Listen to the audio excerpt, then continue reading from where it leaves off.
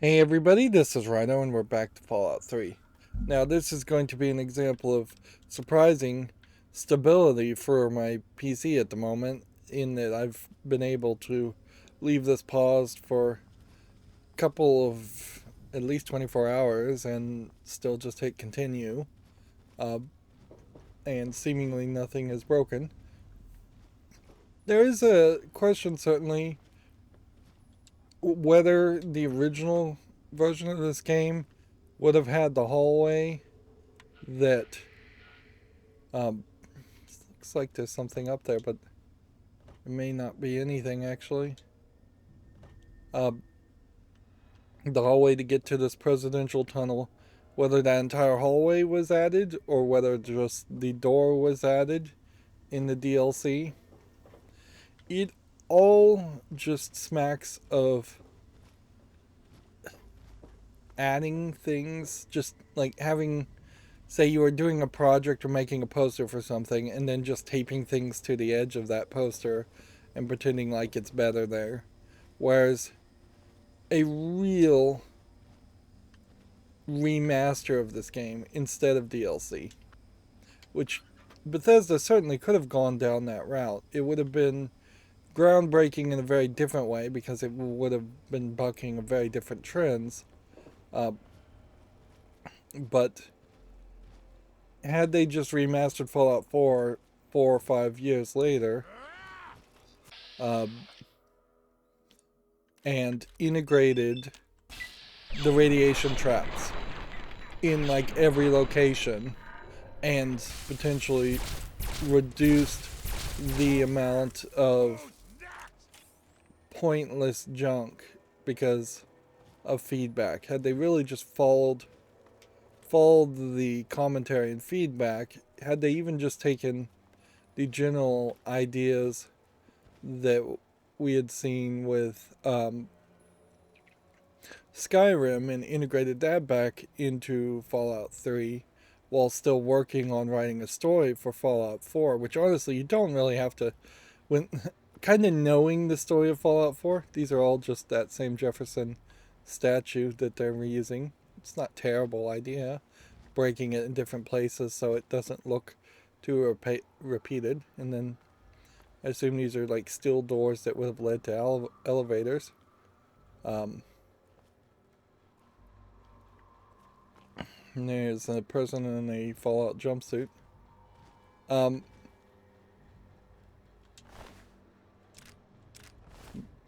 but yeah, had they just remastered it, it would have been better. Knowing the story of Fallout 4, though, they could have certainly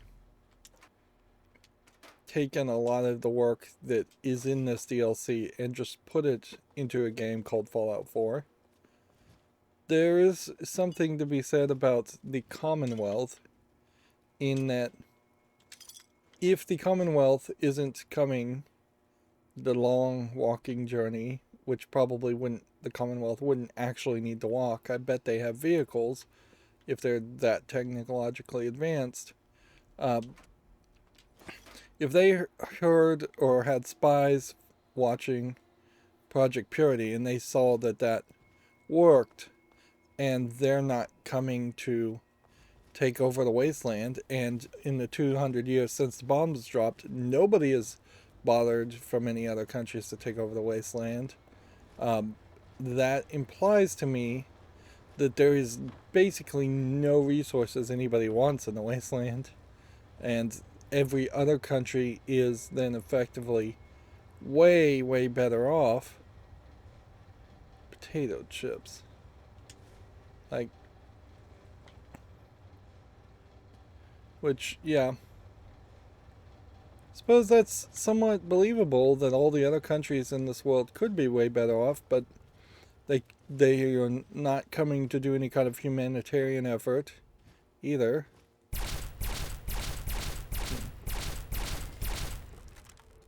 We are right on the verge of um, making our way. Let's count the stars here. 1, 2, 3, 4, 5, 6, 7, 8, 9, 10, 11, 12, 13.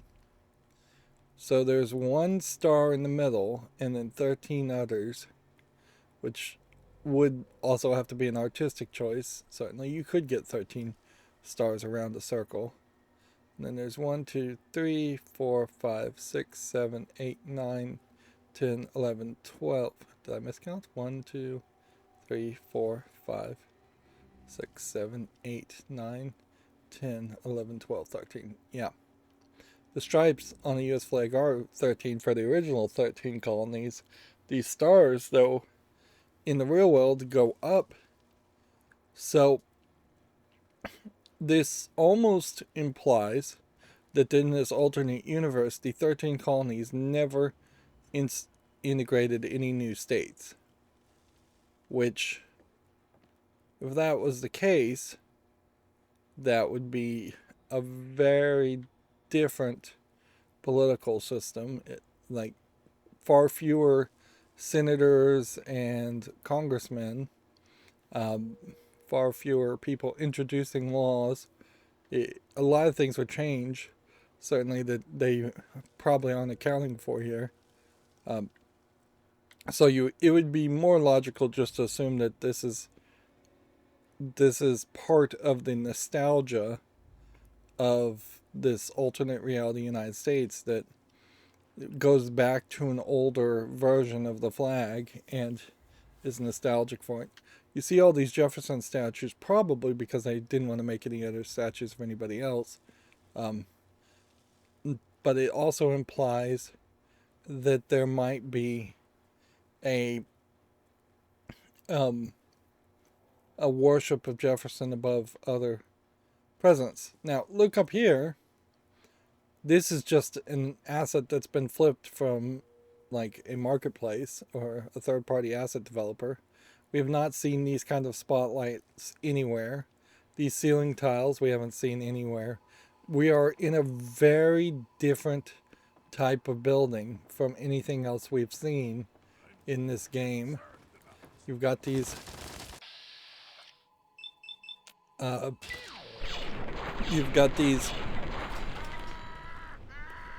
modern museum looking stuff, which that doesn't make any sense. It's not screaming diesel punk by any means.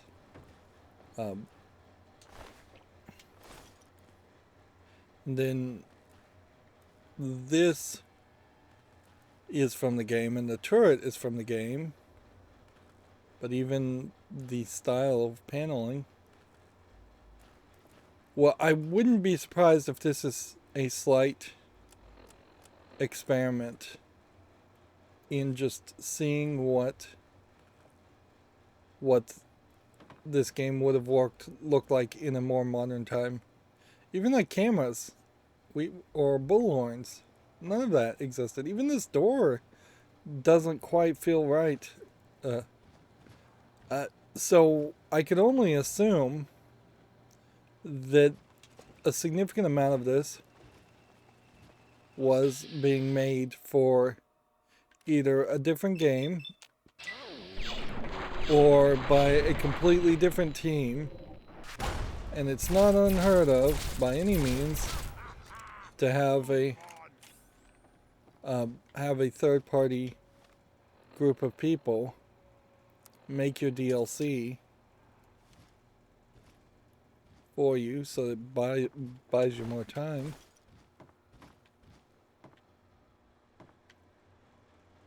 In a lot of ways, this is more reminiscent of like the beginning of Half-Life, where the beginning of Half-Life, where the main character is on the train.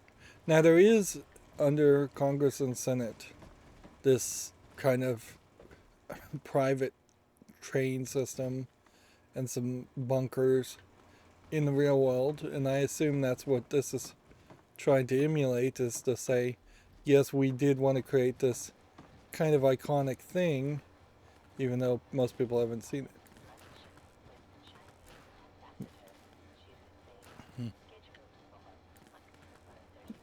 little sparks here that would make you think you want to go and check this out, but there's nothing to interact with. Then we're getting recorded audio. This is, I guess, an experiment in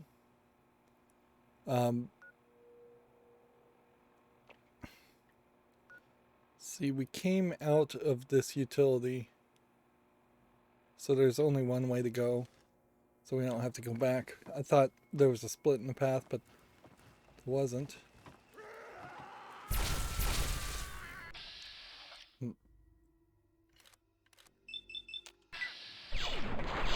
Fox screaming every time he attacks. It can get probably a little annoying. Like, you are going to hear it over and over again. I will commit to getting rid of all scrap metal and just dropping it off if we get to the max level. Like, there's no reason to burden ourselves. And in a funny way, I guess that puts you as close to having infinite carry weight once you're at max level, because you literally would only have to carry the things you actually wanted to carry. And if I thought about every weapon or item I wanted to carry, that weight may not be too much more than 300 pounds. You may have to make a little bit of decisions.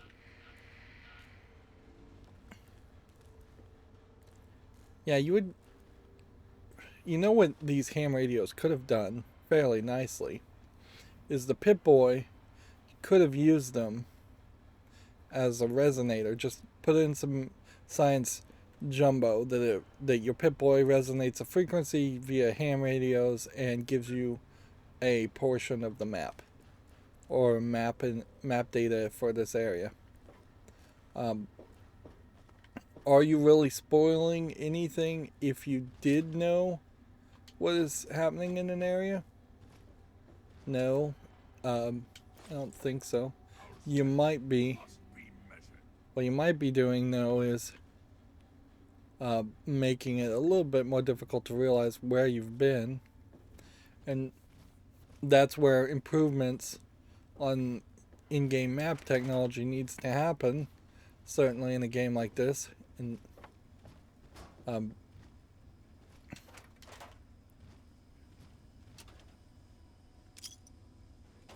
yeah, I would, if I was gonna make remake of Fallout 3, I might change the story and the tone of it fairly drastically in favor of making it a more intriguing story,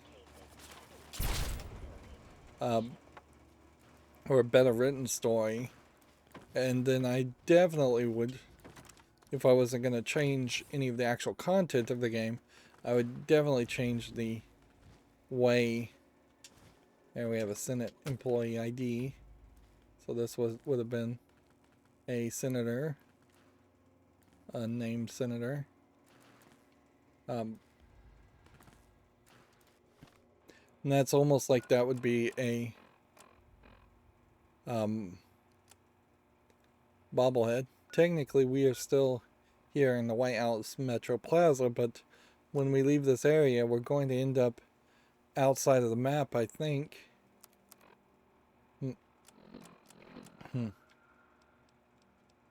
See if we can find the Senate employee ID. Yeah, it doesn't say anything. But yeah, being able to download a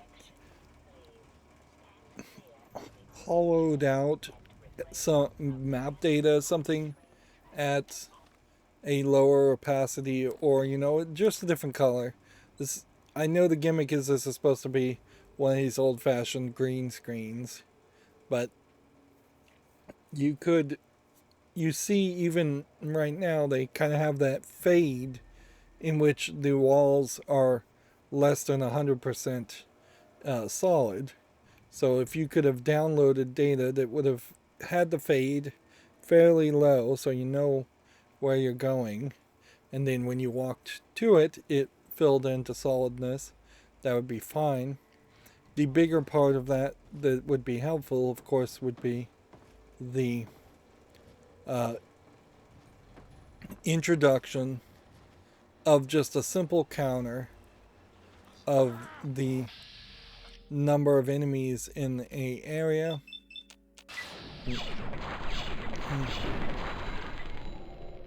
And a improvement even on that idea, if you were going to really encourage people to clear off and kill.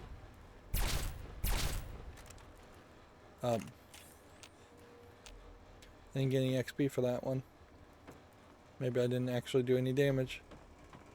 If you're going to encourage people to clear an area and kill everybody, it would be kind of nice if you did it when there's 90% completion, instead of having a player have to potentially run around finding that one last enemy.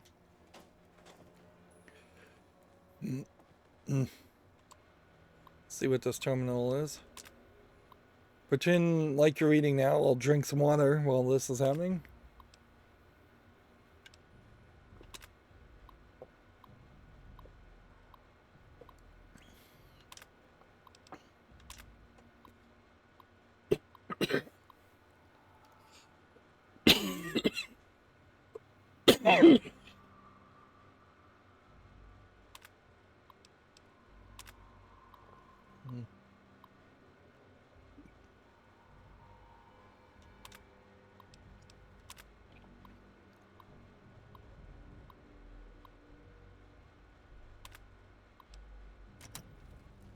So hopefully there was something of interest there to read for people out there that wants to read.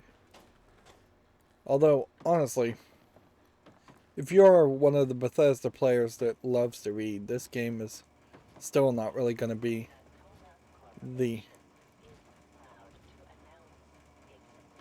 it's really not going to be the Bethesda game to play.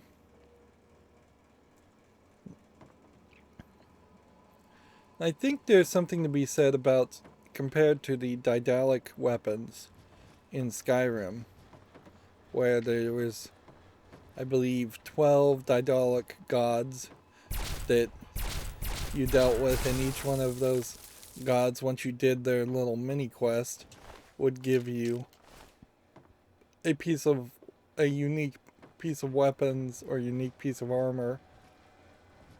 We do have named weapons in this game, but it's incredibly easy to not find them, even if you're in the same region. And even in Skyrim, with the Daedalic weapons and the gods, there is still this weirdness. Here somebody's being really funny. They've got a camera and a gnome, and then we've got a teddy bear tied to the tracks, and it says "Help us." So we'll help the teddy bear. And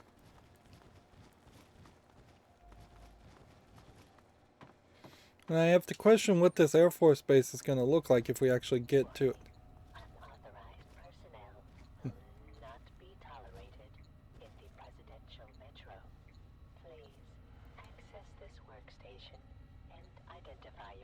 Here we have Margot. We do have that Senate ID card, so we can deal with that. And they have a lock that's hard to get into it, which we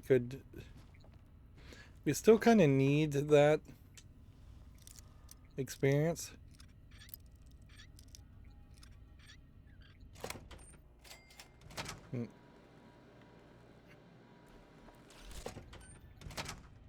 Alright, let's go talk to Margot. Though while we're at it, we might as well have that experience. Warning, due to a major Alert status. Prepare for security check. Attempting to identify local access user. Identification failed. This access point is restricted only to authorized personnel.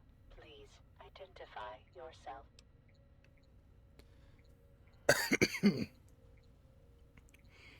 I'm looking for the tunnels for the Air Force Base. Speech, I'm from the United States Army and I'm here to provide assistance, science, overrides security perimeters, assign current user highest clearance. So my science is high enough to do that. The only thing, though, that you'd really want to do is like this 40%. Scanning memory array. Request to U.S. Army for assistance was rendered 17 years, 26 days, 9 hours, and 16 minutes That's ago. an odd amount of time. Regarding request is available in my database. How may I assist you today? Let's see. Information is available on that subject. Please specify. The problem here, though, is this game does not really work well when you're talking to people or computers. Internal visual sensing equipment is detecting numerous unidentified persons in the southeast So, Enclave. area. The individuals have damaged metro equipment and refused dialogue with our security unit. Unless, of course, that was me. In accordance with U.S. Security Statute A567/B, the use of deadly force has been authorized. My apologies. My sensing equipment in that area must be damaged. It could be ghouls. My equipment indicates the persons possess no internal body heat and are emitting lethal levels of radiation. Now, if there was a ghoul out there that just did huge amounts of radiation when you were next to it, that would be like dangerous but interesting.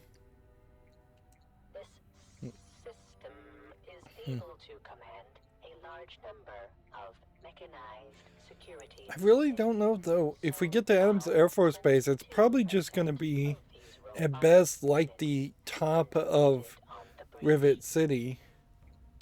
One of the main power relays for the Adams Air Force Base line has been disrupted. We need a fuse. Very video gamey. Something that we really didn't see in the main game. I have a replacement part on our main Sentinel unit, but I cannot risk the repair until the breach is dealt with.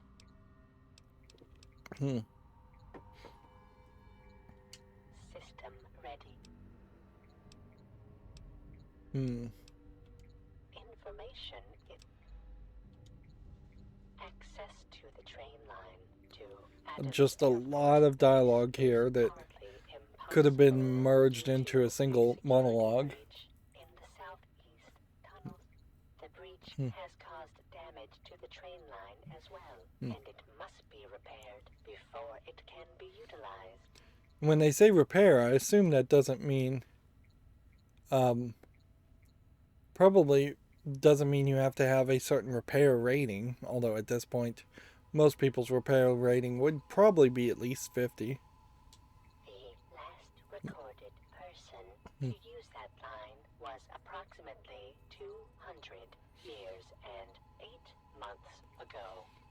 Tunnel and active train car. It'd be funny if there actually were some remnants of the United States that made it to the base and maybe even formed the Enclave. My apologies. I have no record of Enclave in my memory array. System ready.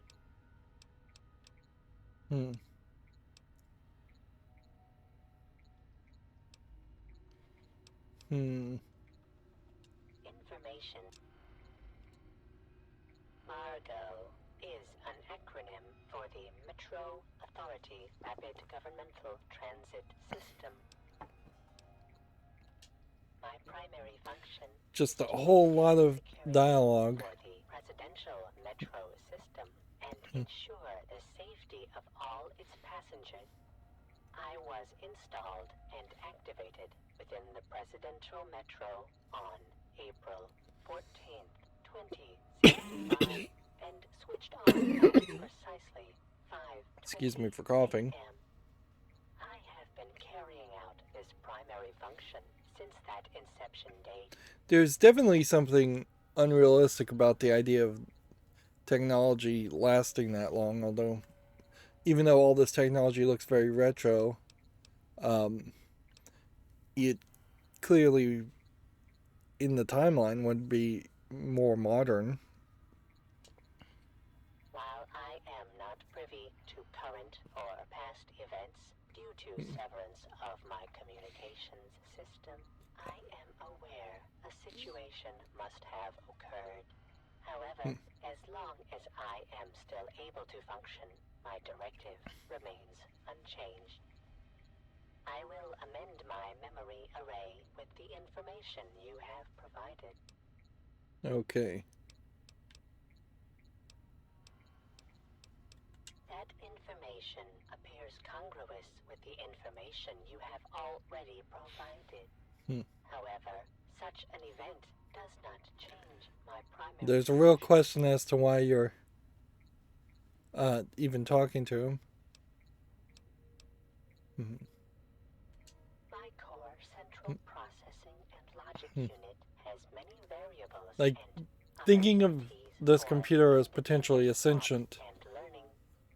However, being, my primary function I don't think changes much. any other function and must be followed until I am no longer able to perform the task. I appreciate your concern regarding this matter and have noted and filed it in my memory array. And see, this would be an interesting quest if there was some way to make it so she can't do her primary task, and then that frees her. But Status reports for the presidential but metro system they would have to give me a pop-up quest option there for me to well as a believe for a second that that's something that they were going to program. I am currently functioning at 78% capacity, which is well within acceptable operating parameters. The following systems are non-operative or damaged. Surface visual systems and communications uplink to White House and Police Department. There is additional partial damage to my internal sensing devices and numerous severed data lines. The main fuse for the power Seems like there was a line there that I may have skipped on just a random double tap. removed, damaging the system. Maintenance on this system is currently impossible due to the And so you just have like too many repetitive lines of dialogue pointing you to the things you actually need to do. are no longer secured and external security defenses are down. There is a major breach in the southeast tunnels and security units are currently handling the situation. This is really just a great example of them creating their own problem. Having all these sub-menus of dialogue for no reason.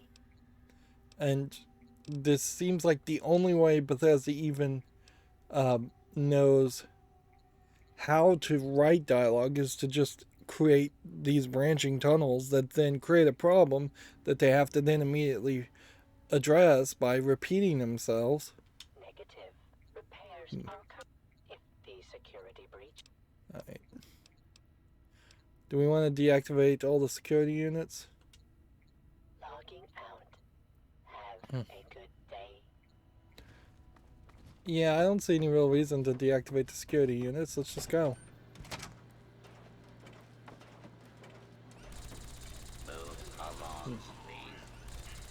Yep, feral ghouls being killed. And we've got apparently a far way to go. Protectrons. Can we disable a protectron?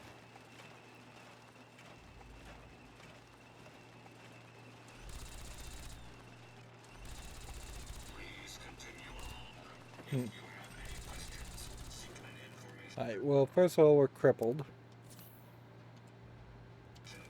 But we're getting crippled and we're not really taking any damage while we're being crippled.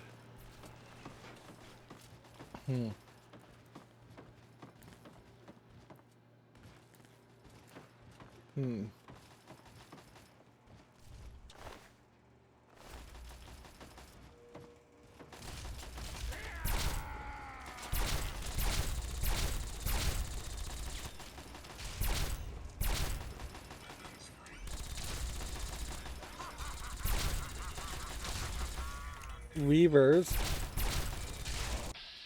throwing radiation.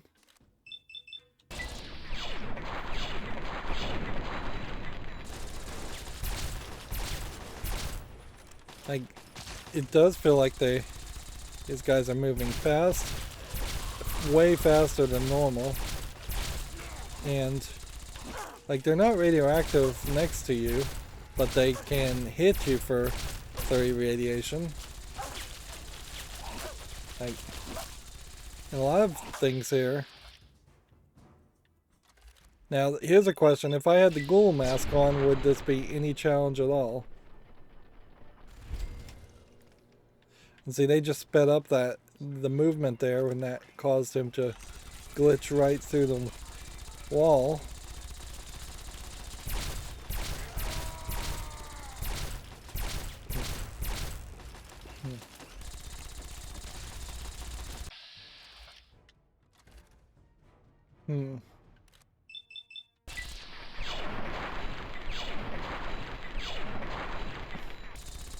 This is another place where the ghoul mask opens up into this idea that really does not work, because you know what I need to do? I need to go and just heal limbs completely.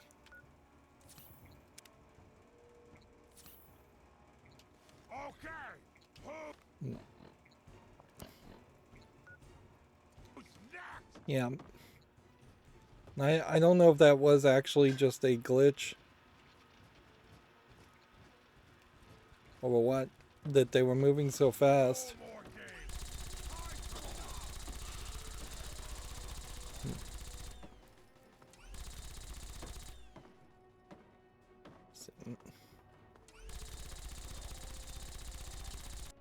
And they're putting more stim packs on the wall.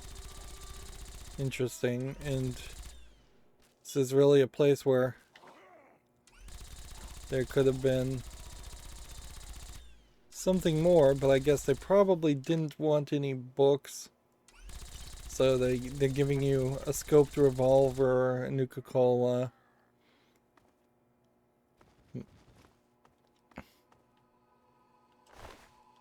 I'll take bobby pins off these guys, certainly.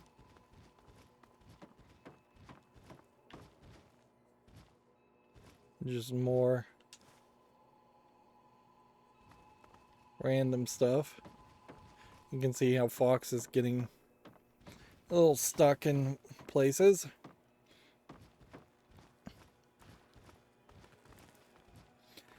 What this really feels like is a different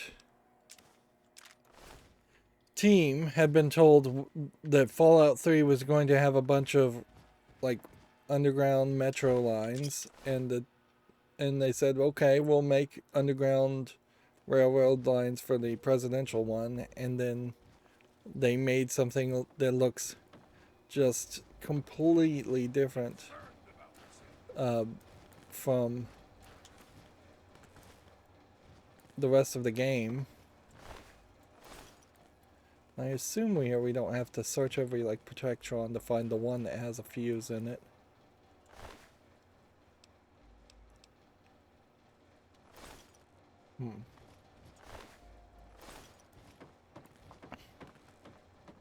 Because Margot kind of implied she hadn't released that one yet.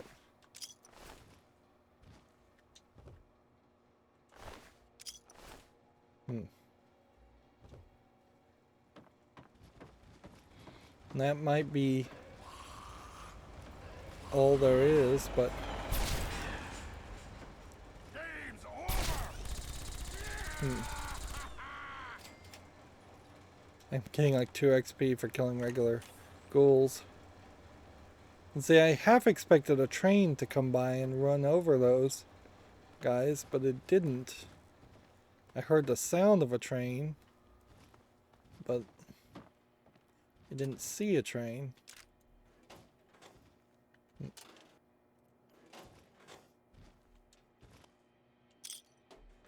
You definitely would take this wall style and the just less destroyed environments and try and integrate that a little bit better. Just having a metal wall plate behind this is also very useful visually. It still doesn't really address the fact that everything is still too dark and shades of brown, but it tries to help a little bit more than the main game does.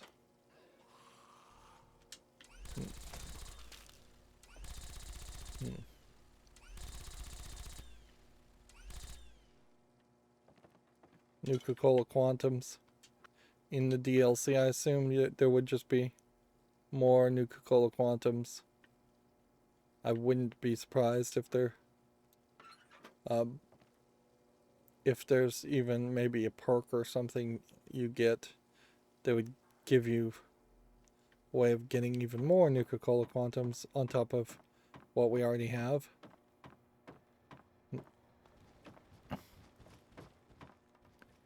Let's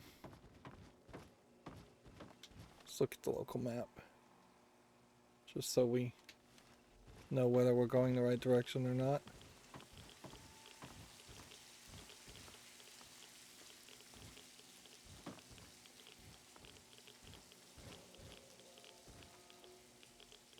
Pulse grenades and radiation and seemingly nothing else. Not seeing another senator passcode.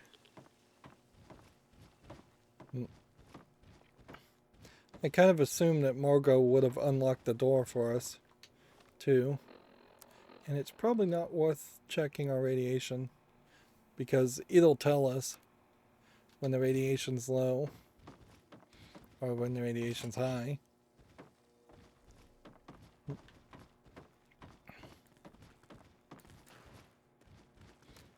Unless I run into something that starts giving me 50, 60 rads a second. Something really high. That's an interesting, just scripted event. Having something fall from the ceiling. We've seen that once before. So we've cleared the security breach. As an optional quest. Which I guess that means there are no more.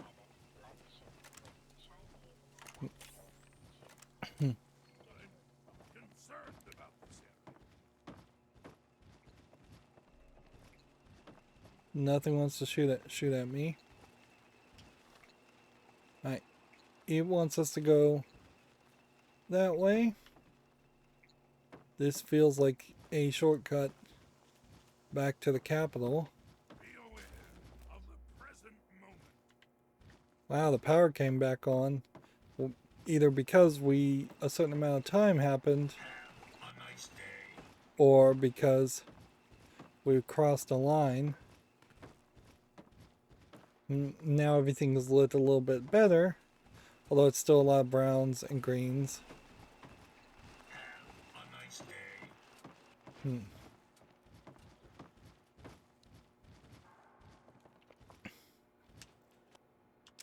So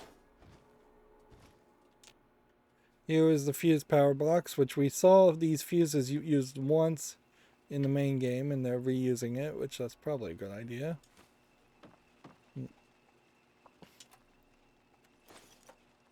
Getting a few bobby pins, which you can't complain about that. And then we have a door that requires a key once again. And a door that requires a key once again. And seemingly a fully intact train.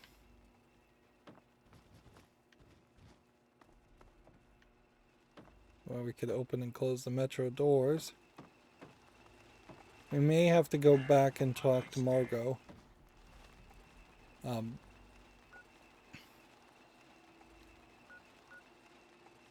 This is the Capitol building east entrance. So I suspect this door takes you back to that other door that was locked a long time ago in the Capitol building. And I suspect that's probably an exit only.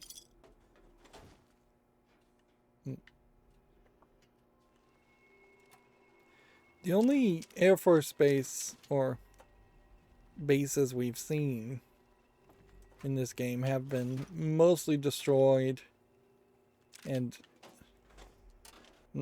definitely didn't feel like anything particularly special.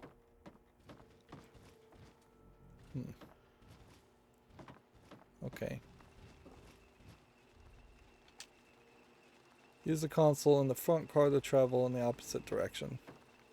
So they're saying this is the front car. Yeah. And so, world map wise, this is where we're gonna fast travel to a whole different area. And this certainly could have been a way to move in different locations. This is a fully scripted cutscene, which is basically the first one of these we've ever seen. I couldn't move my head. And he just magically teleported. So now where are we map-wise? Says we're still in the same place,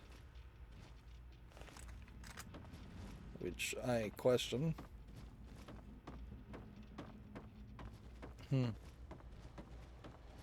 wouldn't be surprised if the doors that we saw in the other location that required a key open up when we come back from, because it's like the Enclave controlling everything, or the Enclave being capable of hacking Margot.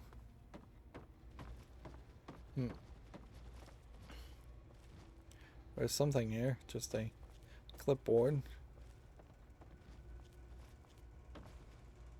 Still far too many of these fire boxes. And protectrons. And jewels. Alright. And now we're just back to Enclave.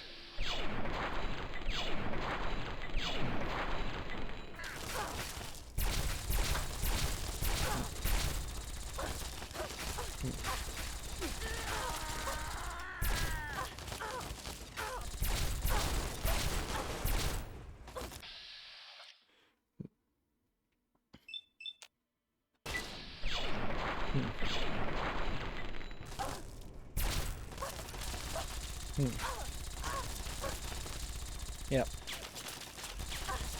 We are at the point where I should be wearing armor. Like, if they're gonna throw a turret and 3 things at me, it's no longer just a convenience thing. Let's see. Let's have a conversation with Fox. Something troubling you, my friend? Yes, my all means, let's. Well, you don't have anything on you, do you? Oh well. I shall follow. We can solve that problem fairly quickly. 21.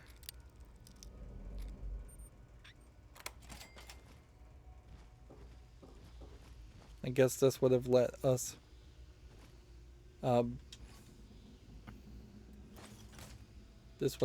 hack the turret if we were going to come in here. Converse. Let's try horribly. Multiple. It's probably virtual. Still need a little bit of experience. And even though we have like 4 DLCs, like, still to do, or 3 DLCs still to do.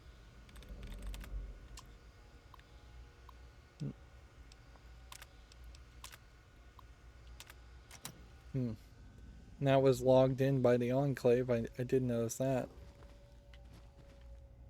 So this would have let you sneak around, potentially behind them, and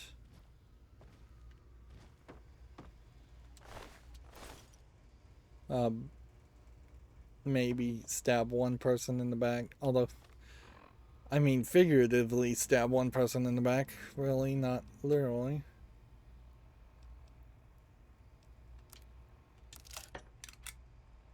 These plasma rifles.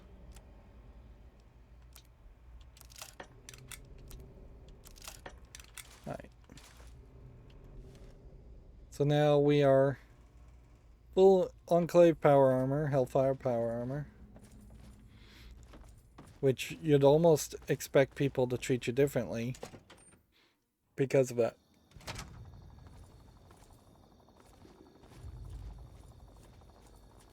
Retrieve your orders and equipment from the resupply crate. And see, that is just kind of a metro thing. Oops. Alright, we just got flung in the air because we got stuck under the ground. So you have a statue, that's cool.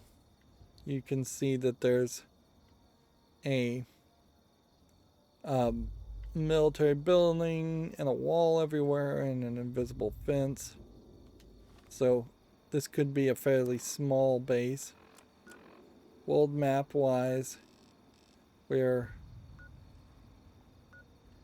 in another small little post-it note addition to the map, not actually in the capital wasteland. Let's see, orders and Tesla cannon. All right. Find access to the lower ramp on the mobile platform. Let's read the orders first. Well, instead of doing that, let's equip the Tesla cannon. Tesla cannon uses one shot, does 126 damage. It may not work particularly well as a weapon. Maybe basically a rocket launcher. This is Paladin Tristan. If you're listening to this, then you've made it through the presidential metro, and Adams Air Force Base is all that stands in your way. You would think it would be Our encrypted scouts orders. report that the fire controls for the orbital missile satellite are located in the main tower of the Enclave mobile platform. The only way into the platform is by way of a ramp that lowers from a watch post the Enclave set up in the old air traffic control tower. When you opened the crate, it triggered a beacon. We'll pick up the signal and start the assault to cover your entry. Good luck, and Godspeed. So you've got this big old Tesla cannon. And we're hearing this booming. I don't know if we're going to hear more booming. This feels like it's going to be a fairly small area with not much to really do.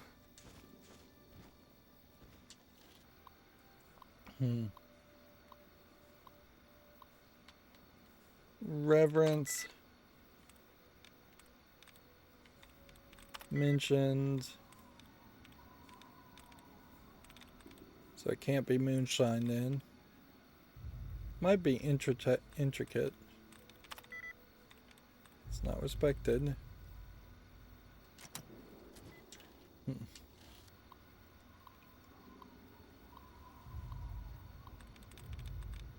see. Circuitry. Let's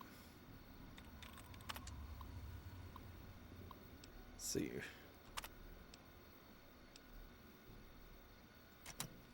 Turret system is now going to theoretically just shoot at everybody. But I don't see anybody even mentioned on the map. So I don't even know where that turret was.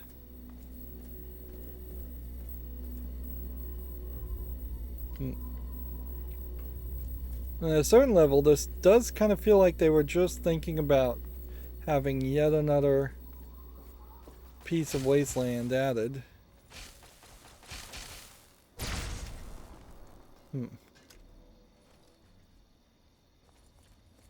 Like,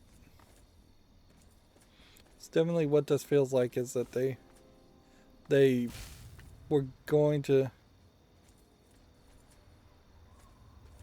Where is this bad guy?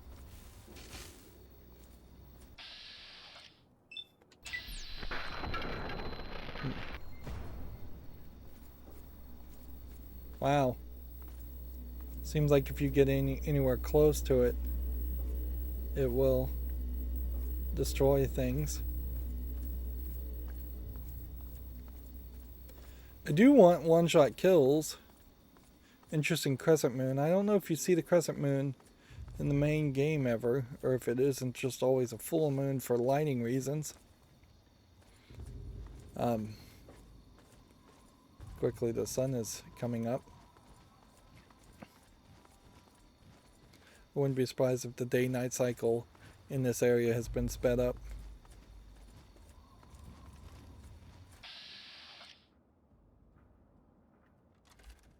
Turrets, turrets, turrets. Hellfire Trooper.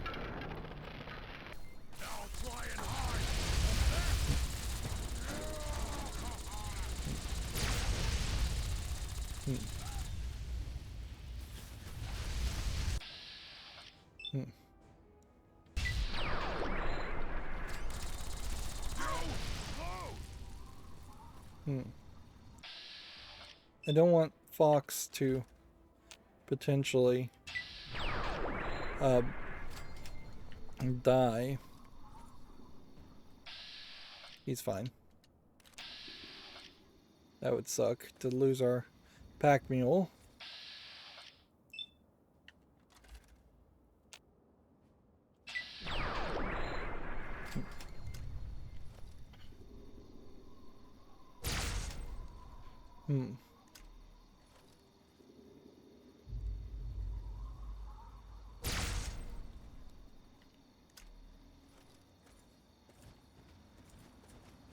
But yeah, this definitely does feel like this is just going to be kind of a linear path.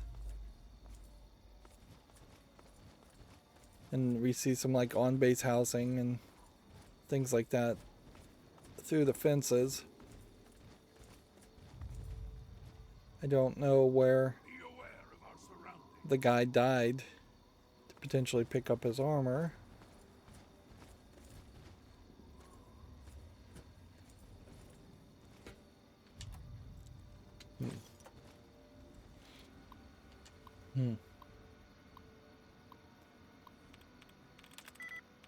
Military.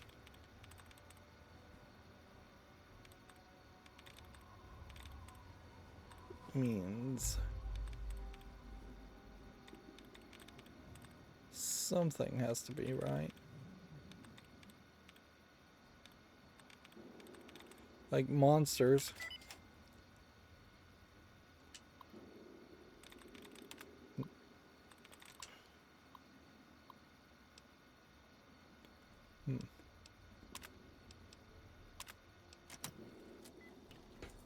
So I could sneak around. This could have been a very interesting stealth mission in a game that really does not and cannot have stealth missions.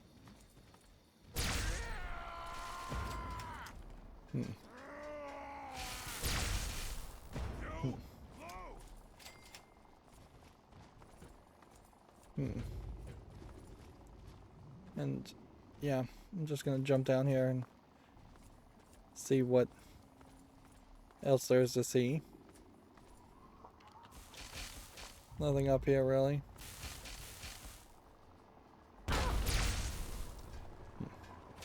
Oh. You can't seemingly shoot vertibirds.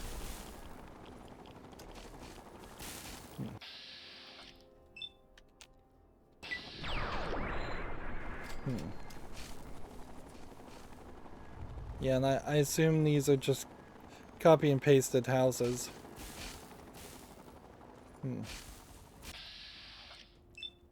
And the vertibirds are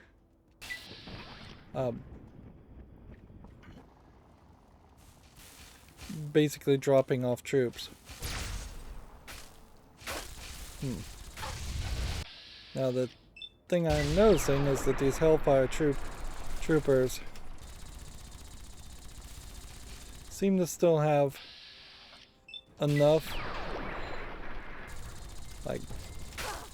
health and enough armor that they're not just gonna be other pushovers.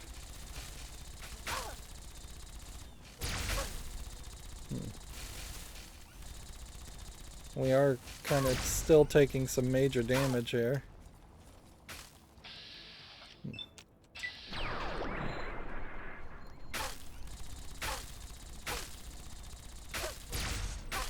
If anything, this is highlighting where sniper rifles would be about the only thing that would be useful in this kind of more guerrilla warfare, urban, slight urban decay gameplay style.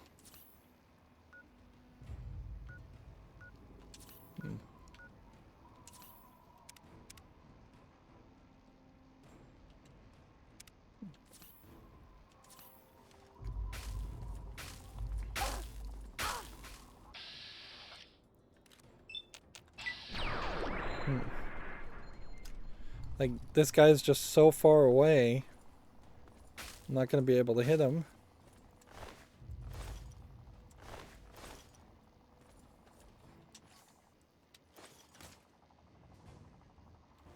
And you just have a whole bunch of broken security robots in this pile over here. Which I assume that's to imply that these were protectrons protecting this base. And I guess the question would be, can you take that idea to the next step? Could there potentially have been an entire area in some game from Fallout 5 that has been just perfectly maintained and protected by robots, and you are in just like a modern time that looks very, very different from what we see everywhere else as far as the destruction.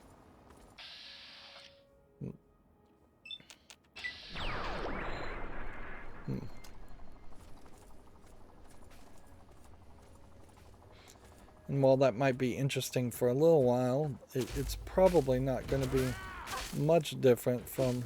Let's just find out who's shooting at us. Really wouldn't be too much different from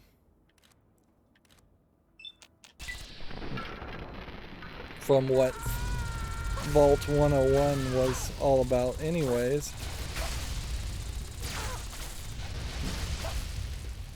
Who is shooting at me?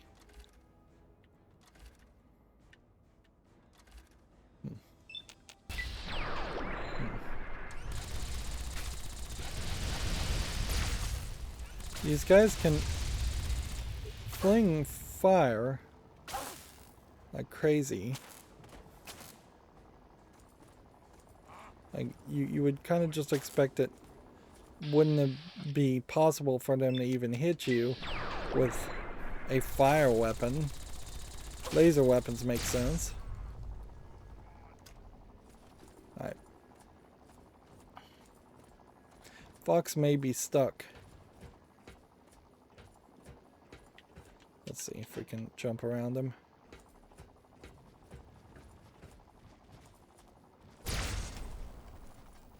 You know, there is a gate down there. We should go check out that gate and see if we can do anything with it. There's no door here, so it just goes up and down for no reason.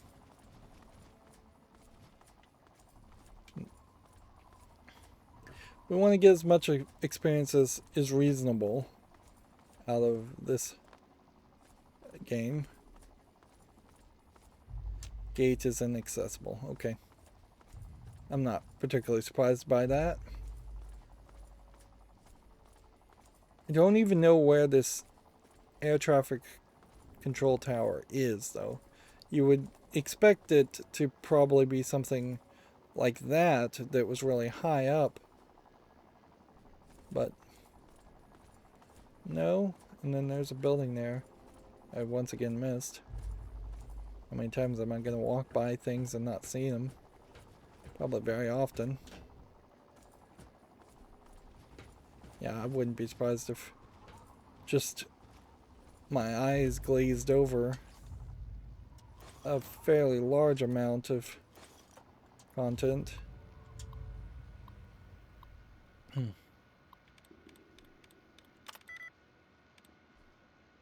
Always, video games are the new movies, and some of the ideas of movie making need to be adapted better or thought through better, and overwhelming a viewer with potentially hundreds of individual instances of dozens of repeated content items, such as just these generators, makes it very easy to have the player not realize what is important versus what isn't important.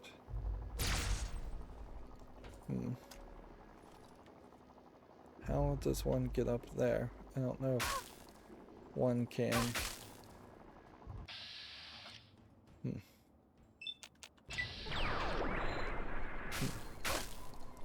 So, random shot in the dark. Who's shooting at me? It's not Fox shooting at me. It's a turret.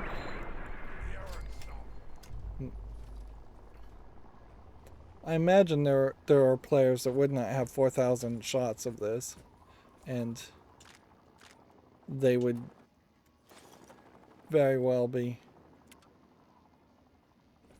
trying a lot harder to.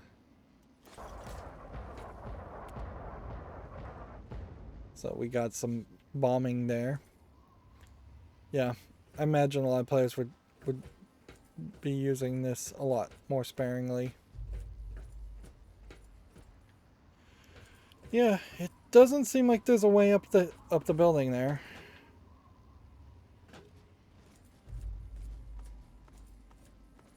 And I'm only gonna take Hellfire armor. Maybe a heavy incinerator and a stim pack. And I'm only going to keep Hellfire armor for as long as it is needed.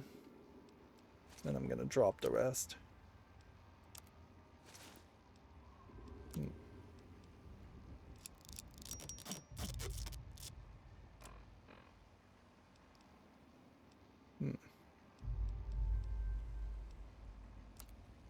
We'll merge two heavy incinerators while we're at it.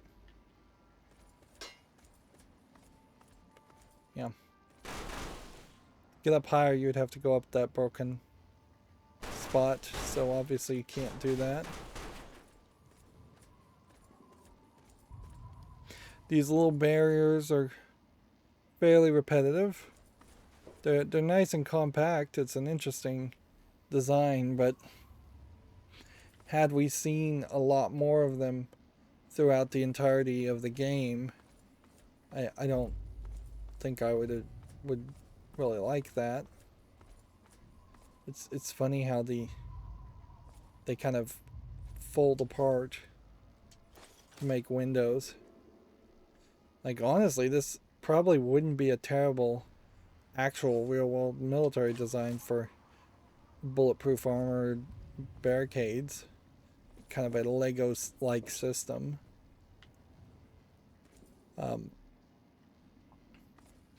If you told me it actually was some kind of military design that was in existence, I'd kind of believe you. Let's get some health. There's no good reason to be flippant about this and die. So these are big buildings, the big round buildings. We haven't seen anything like that before.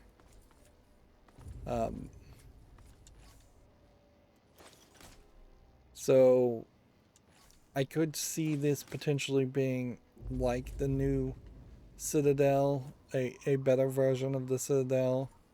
If this was the Citadel, there might be some intriguing ideas around that. Although it would be far too big of an area. Now I'd have to assume that these vertibirds and this technology were very likely stole from an Air Force base like this. Then we've got just a lot of stuff.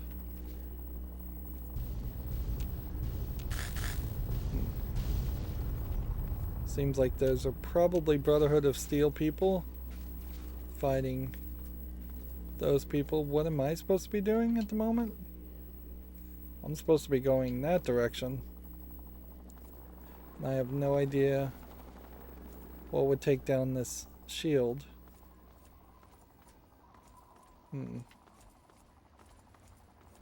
It's not like you can jump high enough to hit this.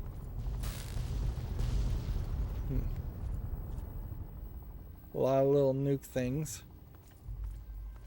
If you were supposed to just be scripted to watch as the Brotherhood of Steel gets decimated by the Enclave, I don't really follow that logic either, because that really should just be a scripted event if that's the way this is going to go.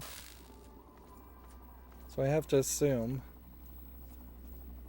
Deathclaw pin. Maybe the Deathclaws will open it up for us. Inhabitants. Constricted.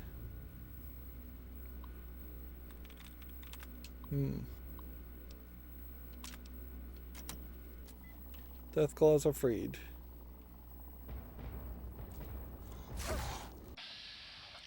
And see, these Deathclaws still don't...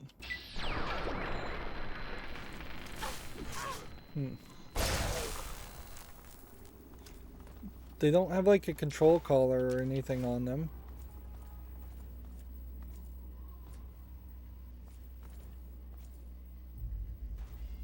So, is there anything that would be in a metal box?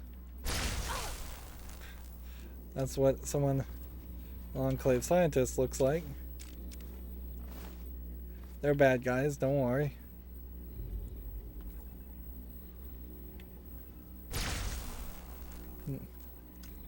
Well, that guy is neutral. Just go ahead and break into that.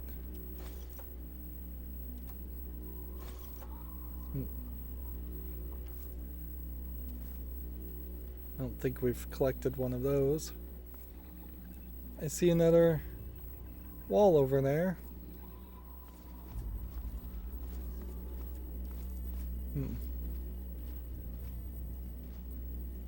Okay. So, this Deathclaw pin opened up. There's nothing in the Deathclaw pin. This pin is open, so...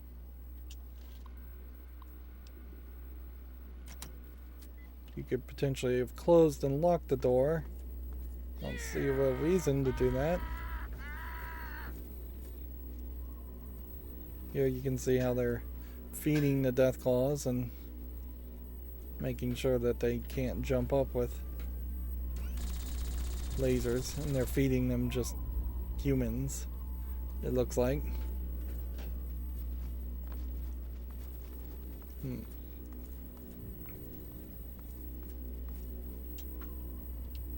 Yeah, we really should stop looking at toolboxes.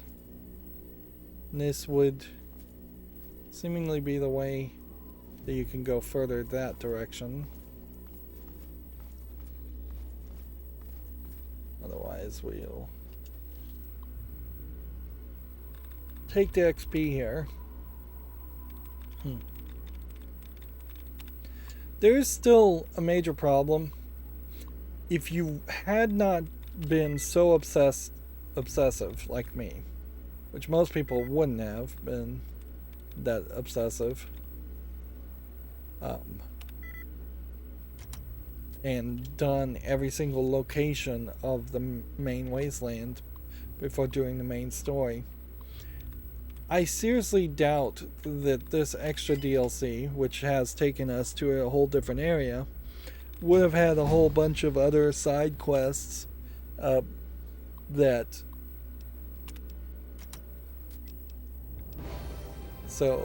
they would have done something else. What does the reset button do? Nothing at this point. We're already at 100, so it's just, it does pop up the screen, but you just hit continue, and then we take the almost perfect Nerves of Steel. Once this is our last opportunity to see these. Would have been nice, but we never had enough agility for it. So the starter suggestion was slightly wrong. 25 extra action points also might have been very useful. Master Trader's not really needed. Light Step's not really needed. Sniper, it's not really needed. Here and Now is you can't activate because you can't go over level 30. Animal Friend. Some of these charisma things may have been nice, but not really needed. So then the only two options really that you would want to take is Almost Perfect or Nuclear Anomaly. And of course you want to take Almost Perfect.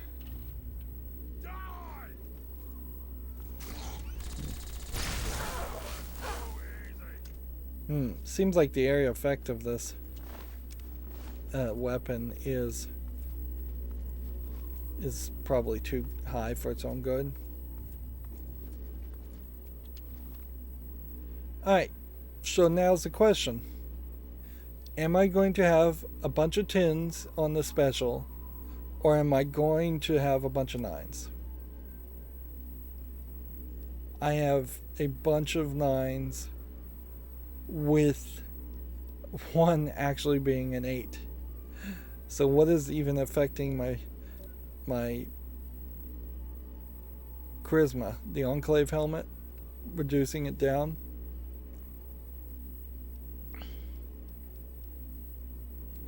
So Almost Perfect is actually kind of useless. Yeah. My only guess is you probably don't want to start with anything at 9 or at 10 when you start. So my revised suggestion would be whatever you can start with, at most bring things up to 9, like strength up to 9, to affect how much you can carry, because you do carry a lot in this game. Perception, you don't need to have any perception at all. That could be 0. But charisma, you probably want that up to at least 5. Intelligence is probably 9, but agility not is more important than 9, and luck and criticals is maybe not that important after all. Skills you don't even have to worry about. Perks, though, in a funny way. And you can see at the top right it says XP max, so we can just start to really play very flippantly here. Incredible. And you see we just didn't get that XP login at all. So we're just not going to get XP anymore. There you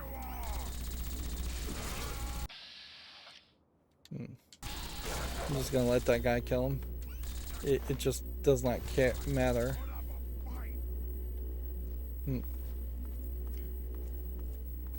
Yeah, pretty much nothing matters now. It is... Let's just be honest to our word here. As far as scrap metal, we can get rid of that. We can get rid of that. I don't think we need Deathclaw hands. Bobby pins are about the only thing that matter. Don't need a fusion battery.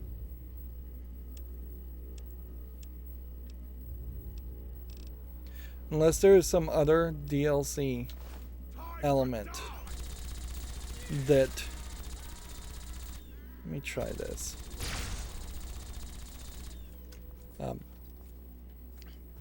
Yeah, unless there was some other DLC element. Nope, can't take down the fences. That wanted us to do or collect something. It's all just completely unimportant now.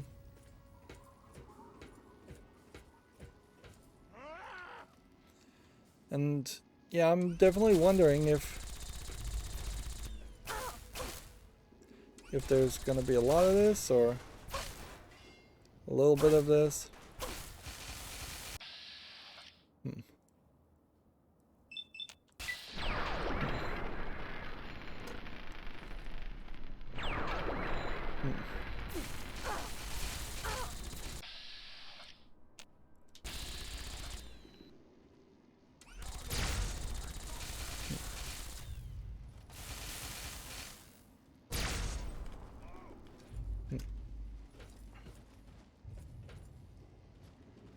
Yeah.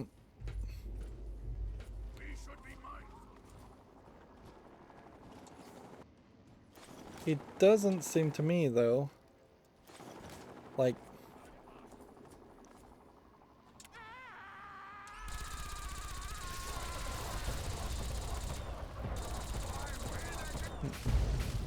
You can just bomb a bunch of people. And see if we can shoot people from a far distance. It'd be kind of funny if the stranger showed up.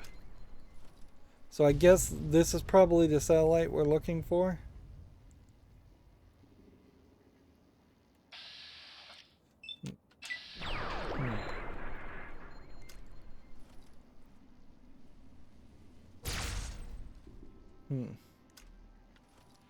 These buildings are mostly empty. It's not a terrible thought, though, to potentially have a lot of repeated big empty buildings. Alright.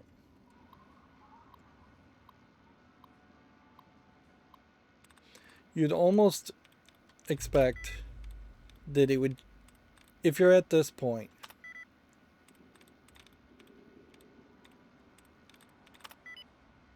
that it should just let you win automatically or skip the lockpicking, hacking scenes. Particularly for things that aren't like storyline related. There should be a tiered system, in my opinion, here that says, oh, these little turret locks and these little safes that don't have anything important in them anyways, which I'm not sure I've ever seen anything actually that important in a safe. Maybe there was a scripted place here or there.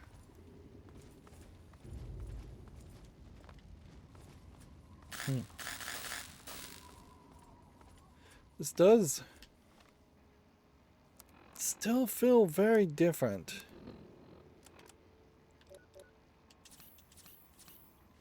Let's get our health back up. And going through all of this,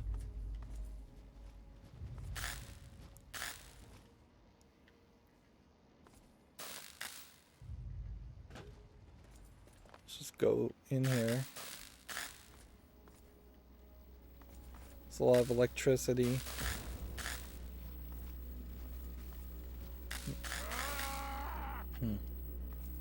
Are we looking for possibly a way to take down the electrical grid and let the Brotherhood in?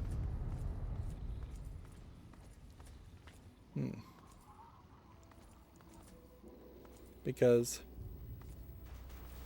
it kind of feels like the Brotherhood is over here still fighting. Yeah, it seems like we are just stuck. And that's just not our mission. Our mission is to go over here.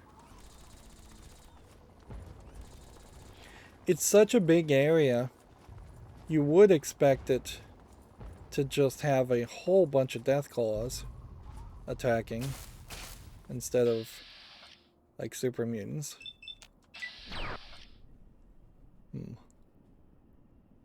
Which we haven't seen super mutants in a long enough time now to kind of feel their miss them a little bit. Feel their absence is what I meant to say there.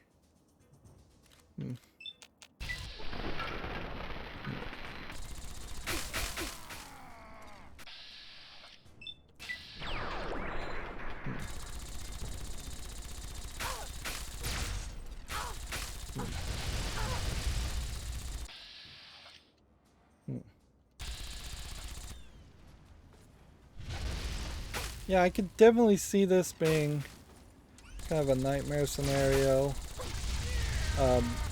If you didn't have power armor on, if you weren't given a fairly powerful Tesla cannon gun. Like,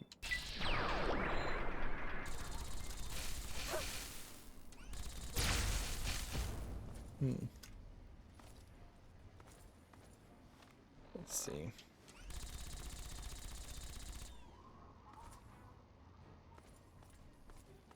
Let's just try and clear out the area. Do as much as we can to help out.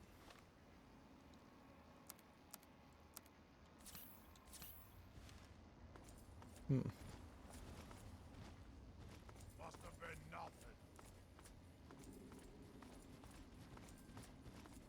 You've discovered Adams Air Force Air Traffic Control. That's an interesting thought. As far as world map concerns, we started here and we've made it here.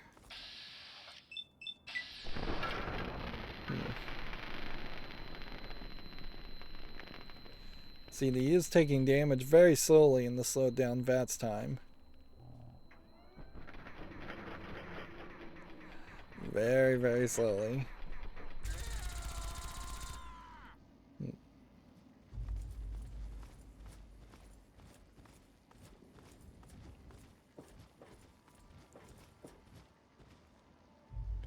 Yep, I suppose this was just supposed to be the big battle with the Enclave, considering we didn't really get a big battle with the Enclave. That would make a lot of sense. I also feel like there's gotta be just a lot of Brotherhood of Steel dead bodies back this direction. Like,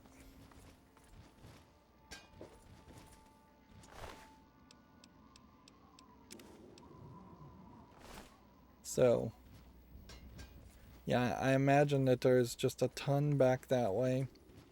And if I was to suspect, that is the path we are going after we take down the air traffic control tower. We probably are not getting in this building, because this was the mobile command unit. You can see the little tank treads, and the only way to get onto that, it said, was to send a signal, if I was paying attention, from this. And since this is supposed to be their attempt, their best attempt, or somebody's best attempt, probably a third-party company's best attempt at making a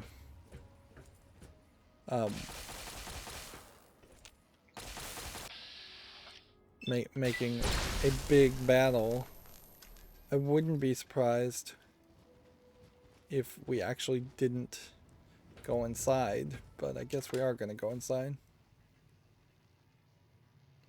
And if we're going to go inside, then it is fairly ridiculous to stick with our weapons. That's just not going to fly inside.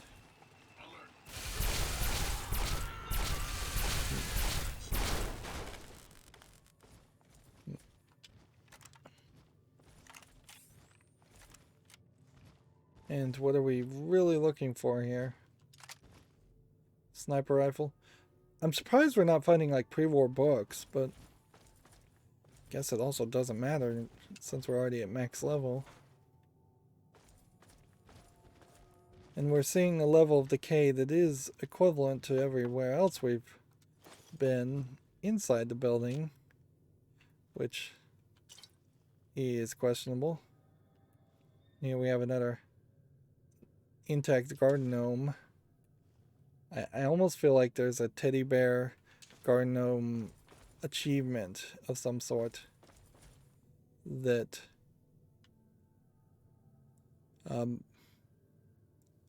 there would have been in this game originally, although for the Steam Game of the Year edition there isn't any achievement, so who cares. I doubt it's going to spawn something new, or spawn a monster, or give you any special weapons or anything like that.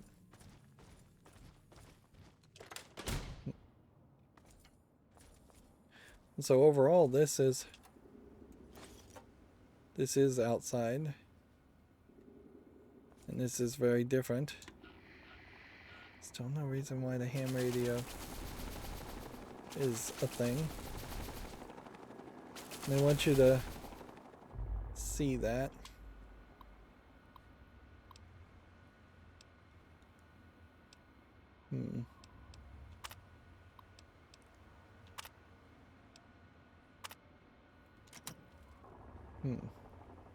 So we open the ramp. That's all we were doing here.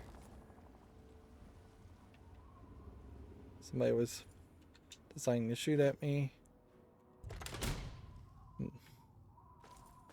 Brings you back into this building. I suppose there is an interesting question about, is it possible that black mold and moisture would destroy the inside of a building more than the outsides of buildings? That seems believable. Like, it definitely would make sense that if you had built a building to last 100 years or so, which is typically the best people can hope for at the moment, although these buildings may have been built or updated 100 years in the future. But if you were going to build a building to last, you probably would put all of your focus on making it airtight, watertight on the outside, and not put a lot of effort or thought in to the idea of what happens to this building after power is turned off and air conditioning is turned off, and then you lose that humidity control and that airflow control that an air conditioning or air conditioned building would need. I suppose there is also military concerns that would probably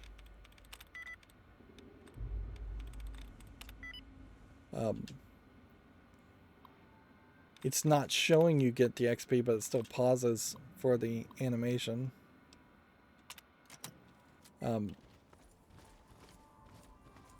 Yeah, I could see military buildings being built differently, and older military buildings that weren't expecting air conditioning to be particularly included might be capable of holding up a little bit better. That's why you see so many windows. Alright. Before we go back to fighting, let's bring out the Tesla cannon.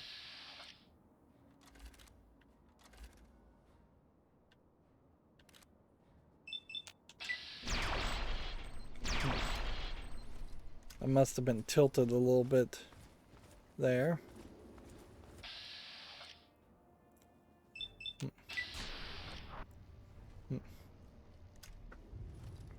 See, this game lets me shoot twice, which is to say it lets me shoot, then reload, then shoot. You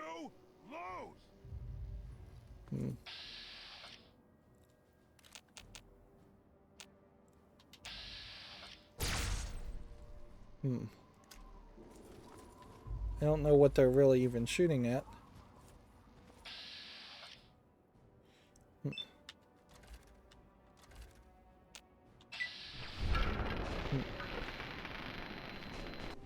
But they're clearly shooting at something. I don't even see the other person. Alright. So is that the way up? From the looks of it, it is. And it does seem like you could probably run around here and maybe catch a glimpse of the backside of this, but it doesn't seem like there's too much here. If this is a mobile unit, I would half expect what might happen is we are going to get up inside this launch platform and shoot a bunch of people, and then maybe move the platform itself. A mobile platform like this doesn't really make sense. Even regular old-fashioned tanks barely make sense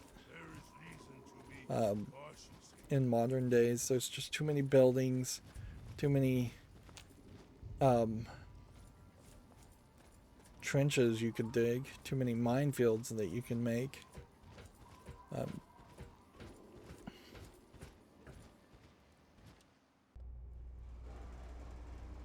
Okay.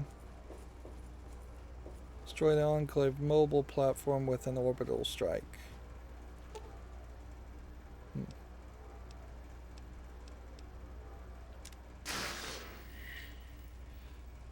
Interesting, you have multiple options there. I would have to assume that that was because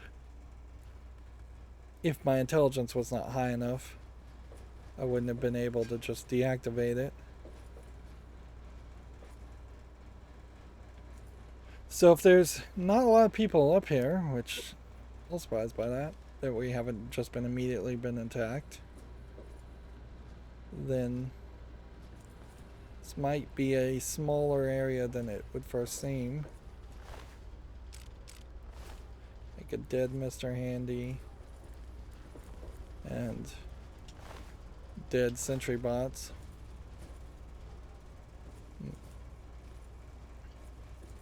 What would be interesting, I suppose, is if Margot took this over.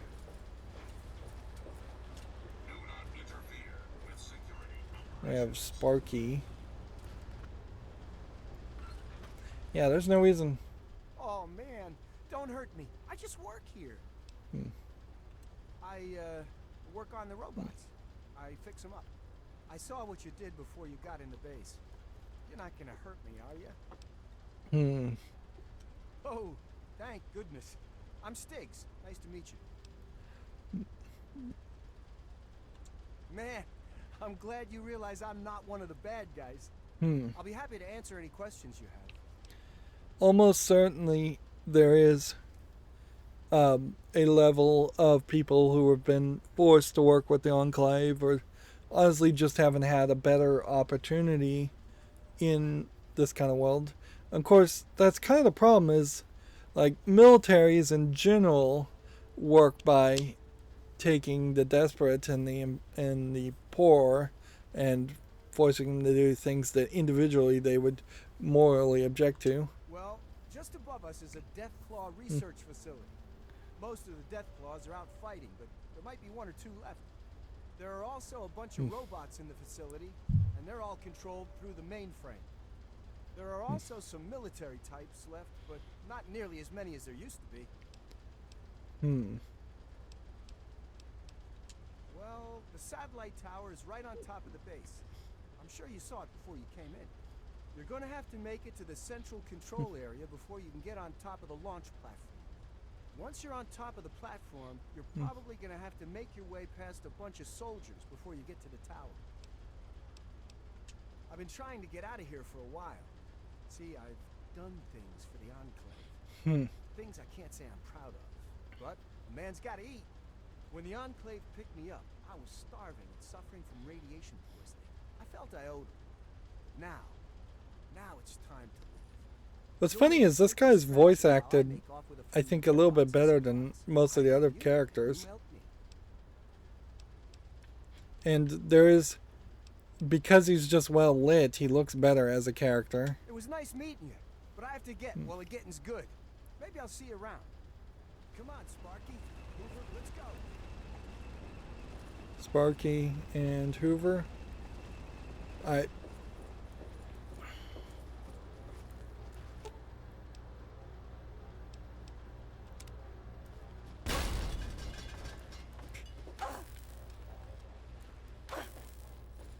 I guess smashing the control panel means you get hurt when you walk through it. So there's a trade-off there. But you can get in there.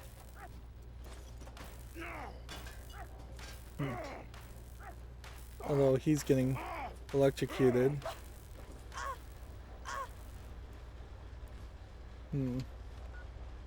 Let's not smash any more panels, though. That could be dangerous. I sold a bunch of my stim packs, by the way, so I'm in a worse off position. We never did really figure out what those were.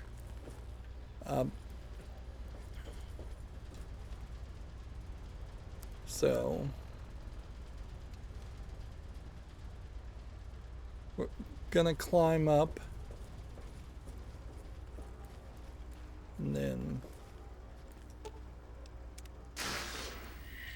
just turn these off. But again, if you're not getting books, you're probably not going to get crafting items. You're almost certainly not going to get I wonder if he's the guy that was putting all the gnomes and teddy bears everywhere. Stiggs. I wonder if Stiggs is a reference to the character called the Stig from Top Gear. Let's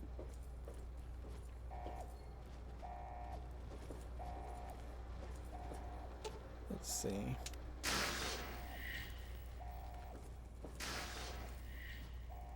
combat shotguns, sniper rifles, a whole bunch of ammunition, Gatling laser, pulse grenades, plasma grenades, psychos, laser rifle.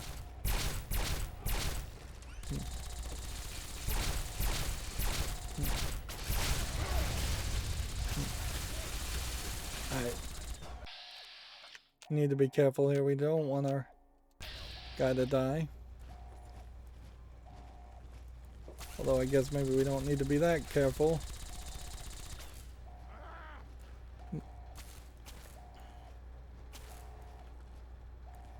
Yeah, there's just absolutely nothing worth taking.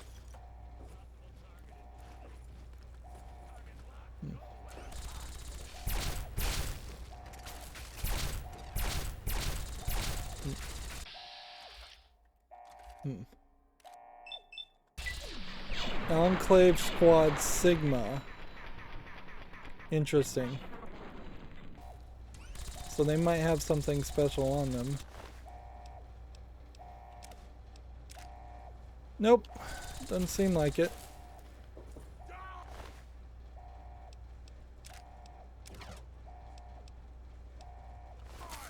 Yeah. That was the leader. We can grab fingers if we care.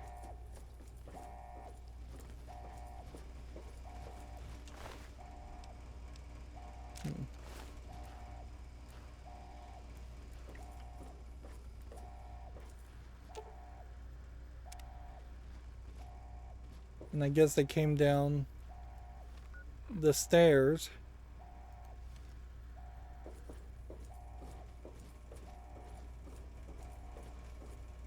You can come out this door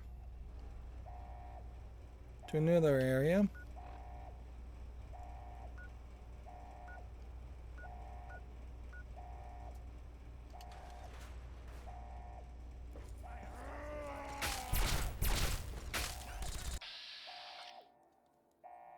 Okay, who's next? Yeah.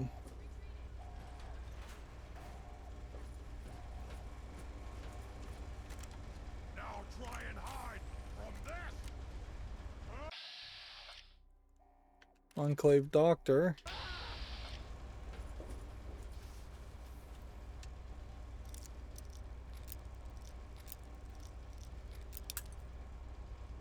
Yeah, is it really worth it to go this way? This is probably the extra. This is probably the shortcut way, if I was to guess. And that you're going to come back in this direction. Hmm.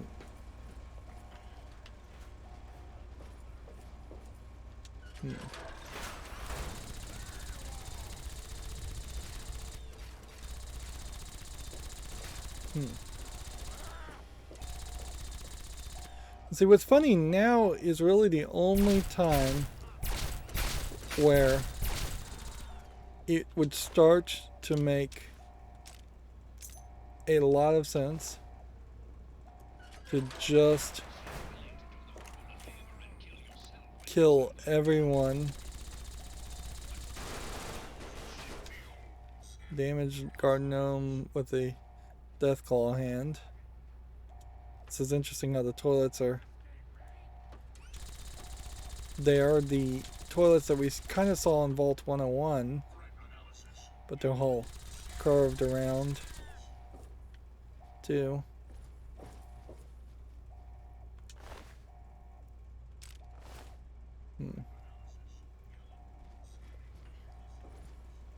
And you have these kind of like metallic beds, which the well-rested perk is now pointless. Arguably, maybe the well-rested perk would have been pointless. Anyways, it is going to definitely be a different experience all of a sudden now, because we will no longer be leveling up. We'll no longer need to hack things or do anything out of the way. It's just going to be a kind of mad rush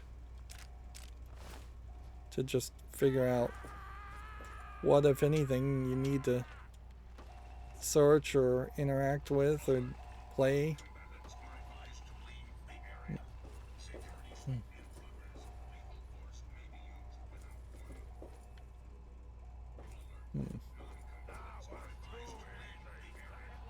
We're just not going to find really anything.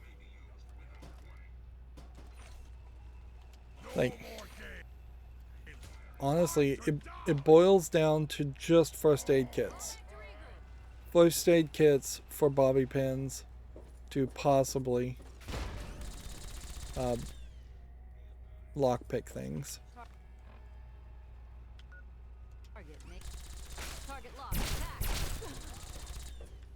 And we can certainly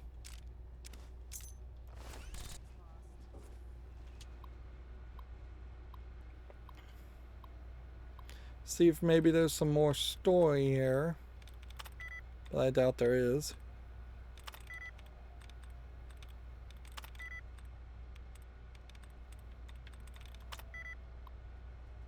Alright, terminal locked.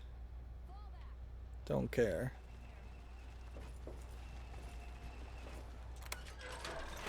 We already had the clearance card.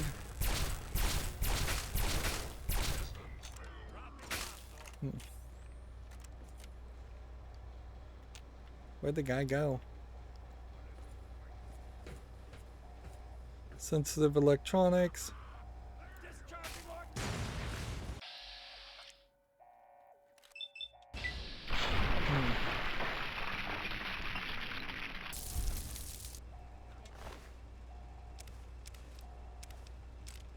So, if we can get into his mainframe, maybe we can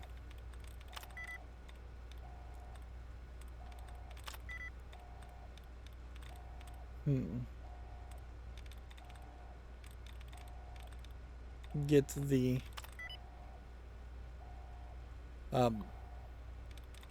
the robots to kill everybody.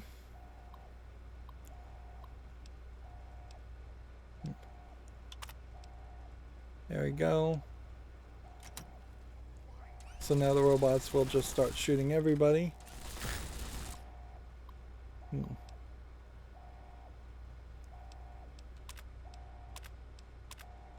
Just unlock a bunch of things while we're at it also.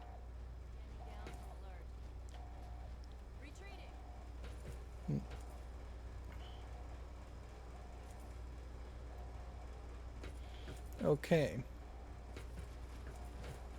So that'll probably help us just move around more in this area.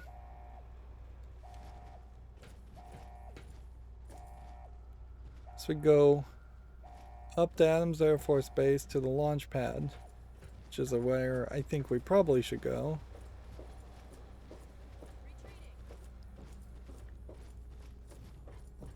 We've got a doctor running around somewhere around here.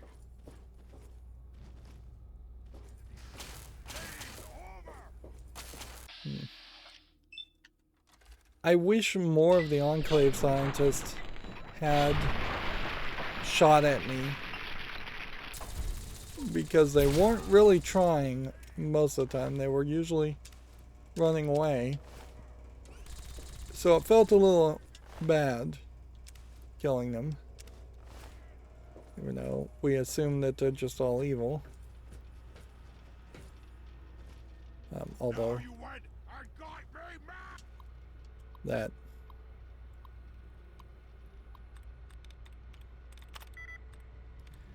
also has kind of proved to be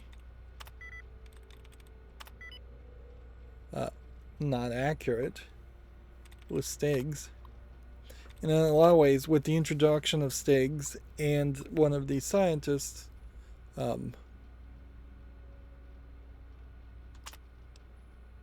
enabled Deathclaw field,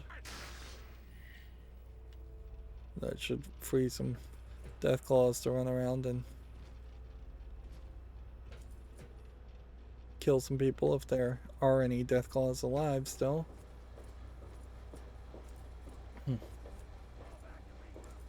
Yeah, this game just doesn't have enough writing in it.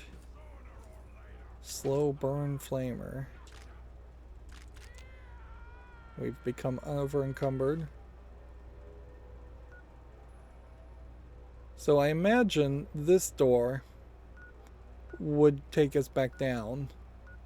And this door would take us back down, yeah. So either way would have brought us up to this 2-level floor. And now we want to go to one of two of these ones, one of which require us to have more stuff. Alright, slow burn flamer is at full health. So we'll just... Well, if we've got one at full, let's drop the other.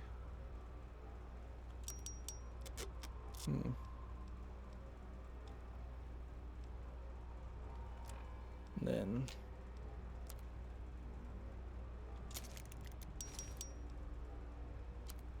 we'll merge the officer uniforms and the hats and drop anything else. 14 dirty waters, 9 blood packs.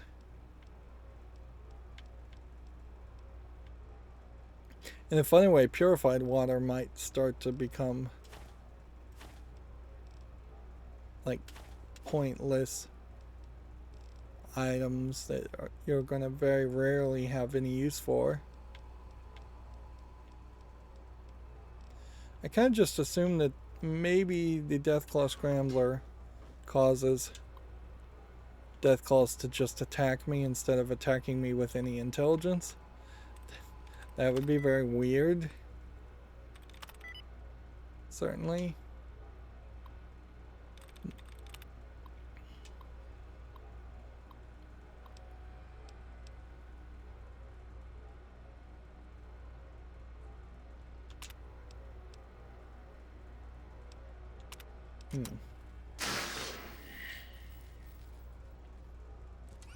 Well, I made a sound effect. And Fox seems to be shooting something. Look at this room, just a whole lot of copy and pasting of the exact same layout. It's interesting to say the least, and it really shows what this game often is just a lot of copying and pasting and then dragging things around just so they look not robotically uniform. I wouldn't be half surprised if they actually had some people that were playing in the engine, just picking up items and going, let's just put it there, and then we'll make a final save of that location later, instead of like actually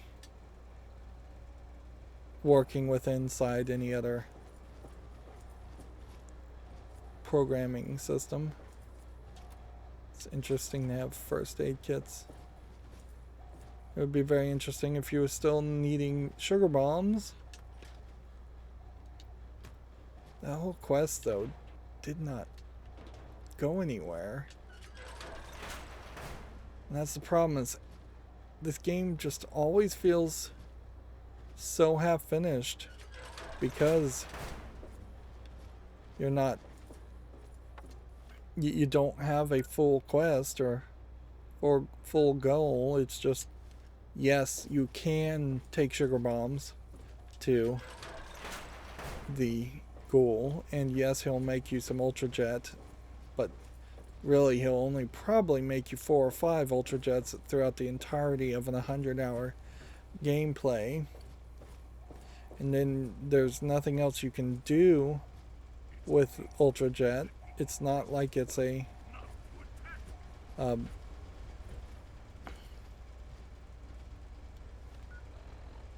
so this door is now unlocked, so we can go out here and check it out, and it's back to darkness.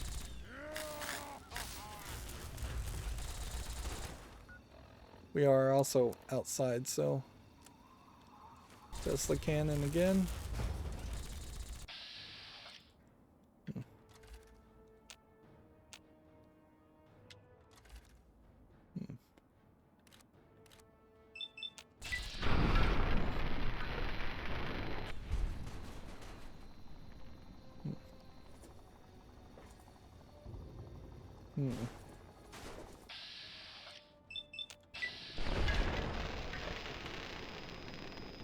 So we can go back and just have fun with the Tesla cannons.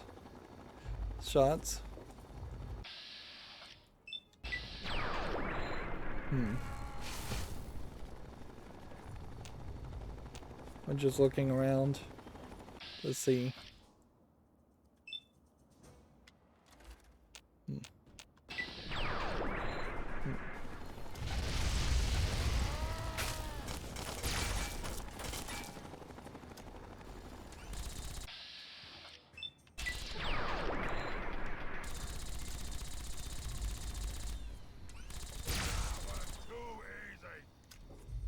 Now, Fox is kind of right there. That was too easy. It certainly does, like, start to show where this game could have gone, though. We could have had the Enclave flying in a lot of spaces and dropping off what would have been upgraded versions of the Talon mercenaries. Just randomly throughout the area, throughout all of the wasteland. Seems like we're supposed to go here to the satellite control tower. And yeah, if they probably should have animated it so that they were like dropping out of the helicopters using ropes. This, I guess, would have been another place you would have come. That would have worked a little bit better.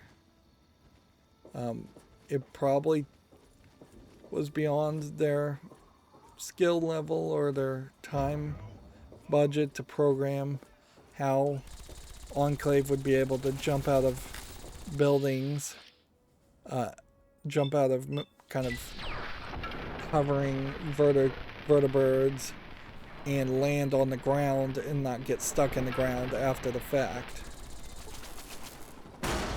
Because that would be the real concern there is that it would be very glitchy. There's a lot of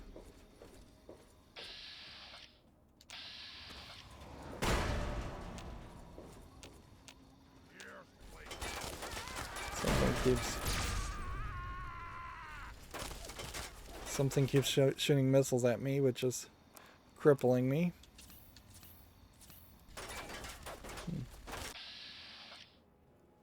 So let's use VATS this time. I'm missing this sentry bot multiple times.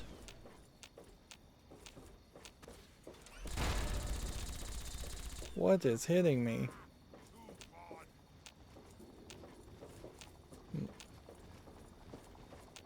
Just pressing the VATS button to see if something is gonna appear.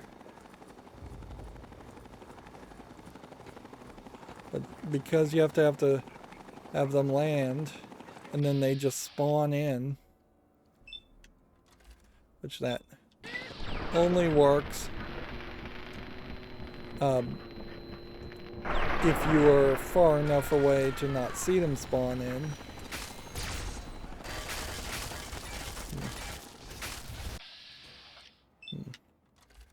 It definitely does not work when you don't. There's a stranger getting electrocuted with the Tesla attack. So remember, many hours ago I said it would have been interesting if there were weapons that had electrical damage, like Borderlands, particularly taking on a lot of the sentry robots, which are giant bullet sponges. Anyways, and in this DLC, they have actually addressed that. Here you can see, it does seem like that might be some Brotherhood of Steel people there. But it does seem like there's very little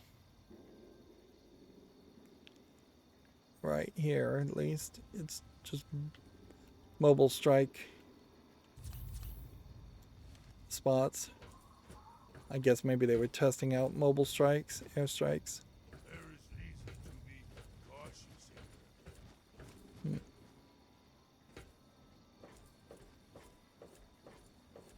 It's an interesting decision, certainly, to destroy what could have been a fairly valuable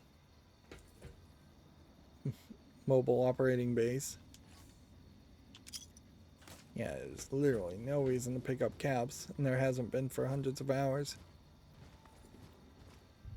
It doesn't really make sense, though, to have only one weapon in the entire game that really does electrical damage. Although obviously that was something that they were hoping to see more of. Right. Let's go back to our tri-beam laser.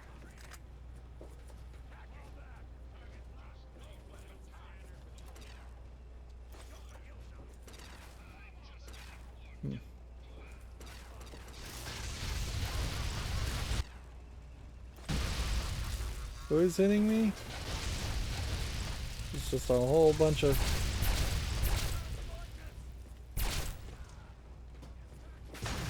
people all over the place.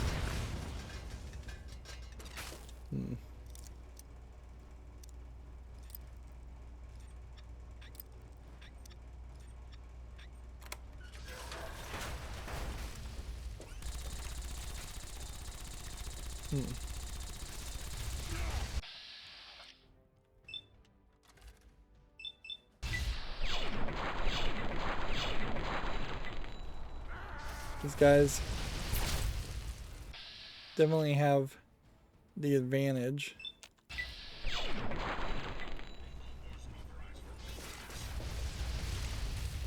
Right.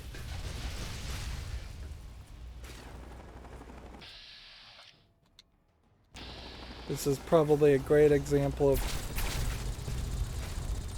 well, that weapon's broken. What do we want to actually use?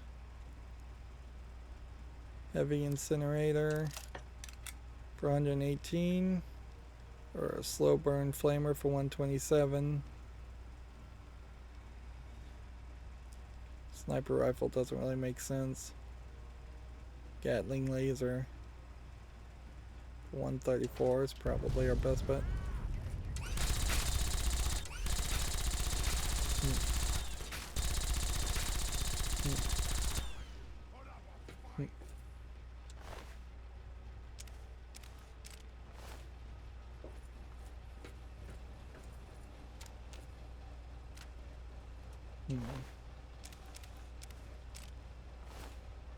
I don't know why they have railway spikes.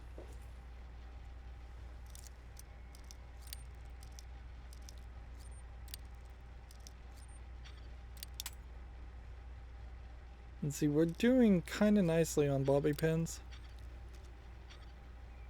Not that I want to waste 3 or 4 in an attempt to get into areas.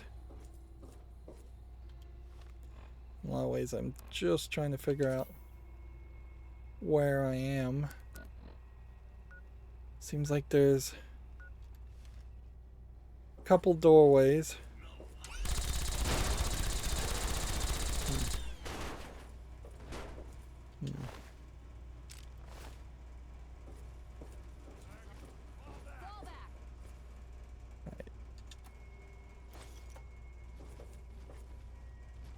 So this was the door. This was the stairs upwards. So we have yet another door.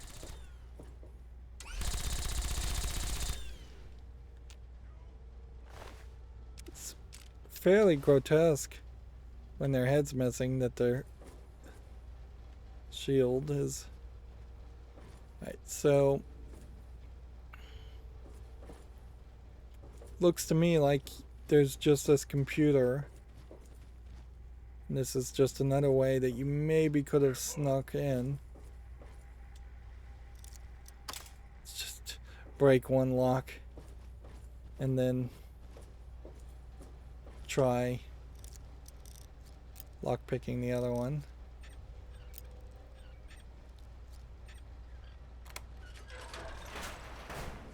Yeah, if we see two doors and one is locked, it's obviously going to be kind of worth it to just try forcing the lock first.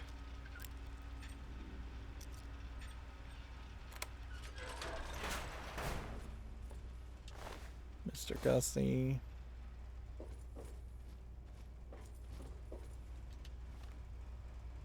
Yeah, it looks like we've been everywhere.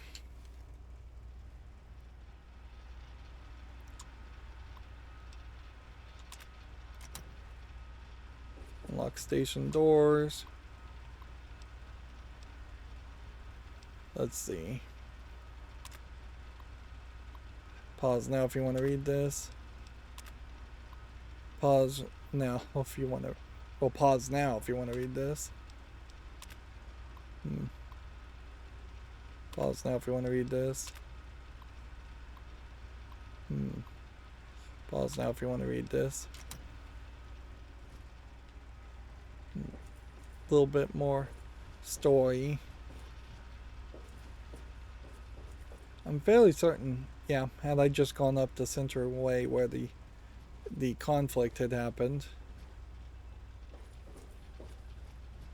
Satellite uplink terminal.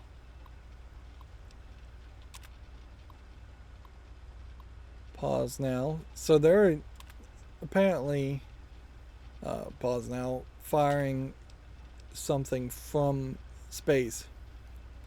I often have to wonder about whether you could really fire any kind of weapon from space, because like the idea of lasers being shot from space, the Doppler effect, I believe it is, causes lasers to widen their beam and kind of lower their impact.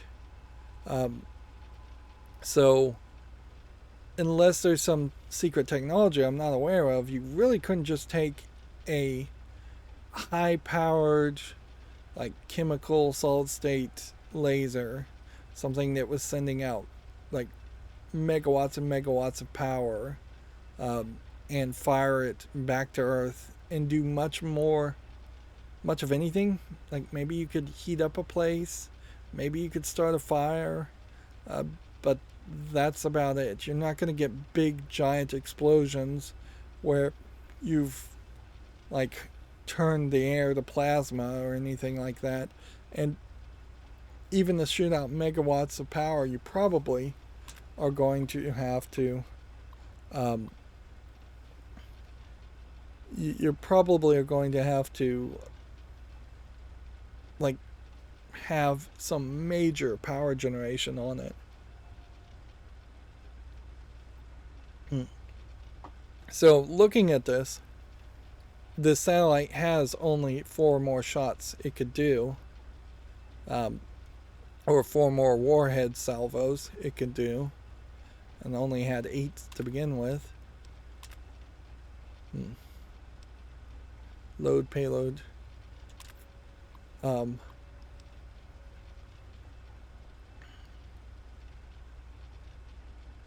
So here you could accidentally blow up the Citadel. You could accidentally blow up Project Purity.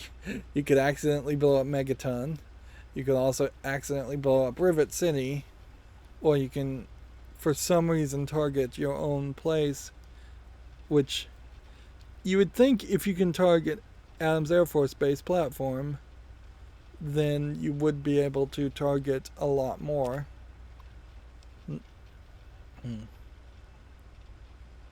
Commit all warheads to target and lock this station. Fire payload. This target is for self-destruct purposes only. Final approval required. Confirm.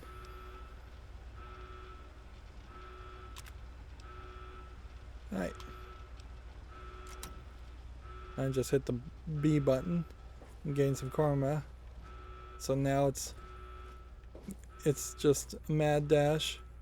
Are we over encumbered? No. It's a mad dash to get out.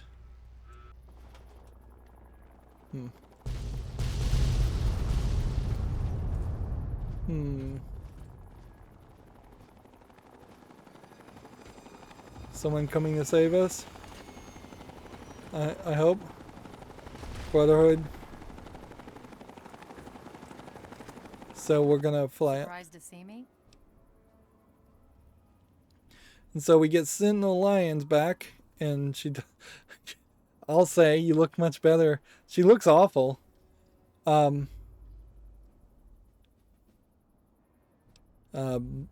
She in the darkness. What's funny here is I think we may have missed a section. Well, we both have the pride to thank for that.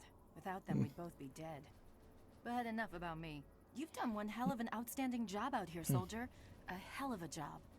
Now it's time to do my job, and to get your ass onto this vertibird before it goes up like a nuke. Let's see. Quickly, just get on board before those missiles level this place. She's talking more than I am. This kind of sucks because, like, the Adams storage facility is apparently something we just missed. And it's just full black screen. Hang on, I'm going to set this bird down near the control tower so we can watch the fireworks. Should be a hell of a show. And the vertibird is much bigger on the inside than the outside. It doesn't really carry enough people for much value.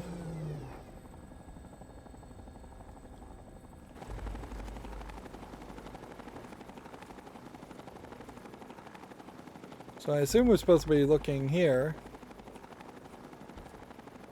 and not like over there.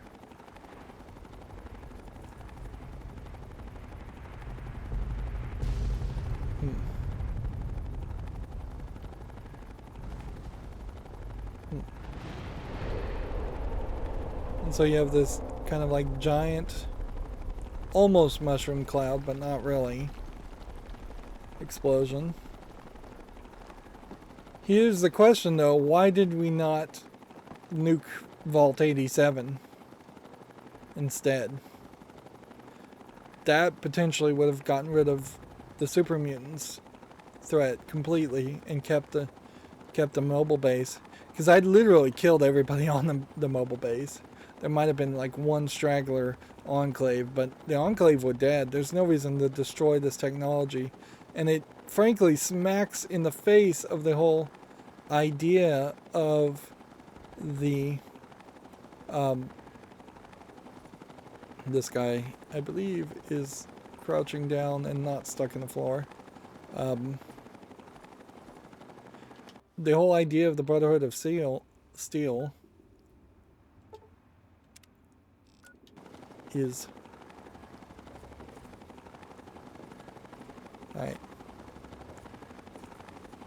is to maintain technology. Seems like I can't do anything otherwise. Either I could try to jump over this, but I wouldn't be surprised if this isn't actually loaded.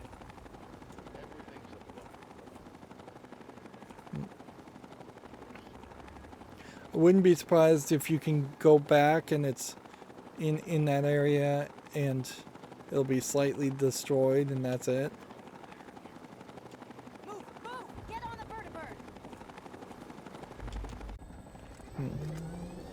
So they take you out, and now you're on the vertebrate. We're headed back to the Citadel. Elder Lyons wants to speak to you when we touch down. Don't worry about the remainder of the Enclave forces. We'll mop up the rest. See, that feels crazy, though, that we would miss an entire area. There's just nothing here. Fox, I guess, has to walk back home.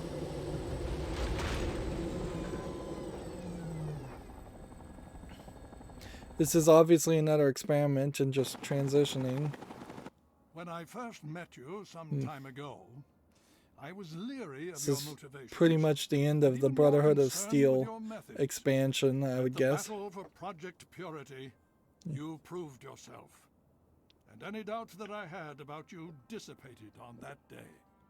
Now with the Enclave in ruins, and with you to thank for it, I'm almost at a complete loss for words. I feel proud to call you one of our own, and I promise that what you've done here today will be recorded by our scribes as an historic moment. On behalf of the Brotherhood of Steel, and on behalf of the free people of this wasteland, I thank you. This wasteland. Quest complete. Who dares wins. And there's just like nothing here at all that would indicate any more quests. Ah, yes. Is there something you wish to discuss?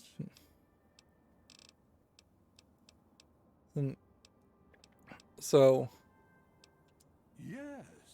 see if he's got any other quest. I believe Paladin Tristan and Scribe Rothschild can enlighten you with a myriad of ways you can assist us. I'm glad to see, even after all you've been through, you're still willing to lend a hand. That's the mark of a noble member of the Brotherhood. I wouldn't be surprised if they give us repeatable quests. Although we've all but eradicated the Enclave, many difficult paths still stretch out before us. They need to try and The bring back wasteland is the still rife with outcasts. peril, and I intend to dedicate the Brotherhood to maintaining it in a peaceful state. I hold out high hopes for you, that you'll still wish to be a part of our future. There is this in our problem with the struggles. Brotherhood in that they don't really seem like they are willing to take the next step, which would be to establish a government and take over total control, build schools and hospitals and things like that, and just take over. They seem to still be only really focused on doing Brotherhood technology gathering and leaving the Wastelanders to fight amongst themselves. So more raiders will almost certainly pop up. Something like the Enclave could pop up. It would be naive of me to assume the Enclave threat is completely eradicated from our future. With their resources and advanced mobility, I wouldn't be surprised if we see them return to the capital wasteland one day. Alright. Until we meet again, do take care. Alright. Let's talk to Rothschild. Well, I suppose we have you to thank for the sudden influx of equipment pouring in from the ruins you left behind at Adams Air Force Base. These items will help keep us one step ahead of our enemies in the wasteland and hopefully start my reconstruction effort. Mark my words, Prime will walk again. It may take months or even years. But Yeah, all he cares about is the dumb robot. if you're inclined to help us with that effort, just let me know. Okay.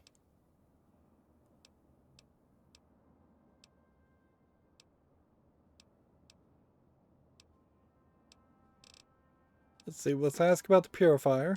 It was determined that the Brotherhood should directly oversee the purifier, so as to prevent any mishaps. Scribe Bigsley was placed in charge. That's kind of old stuff.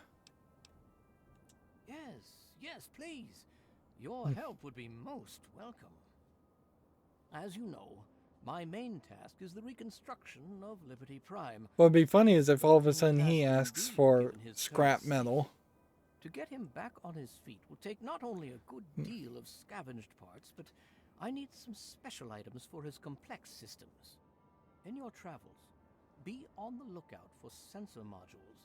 That will help me with restoring his electrical components. Sensor modules, But what I need most are old cameras. Prime's optics were completely destroyed in the explosion, and I can use the components inside to replace them. Excellent. Yes, well, I'm quite busy, so...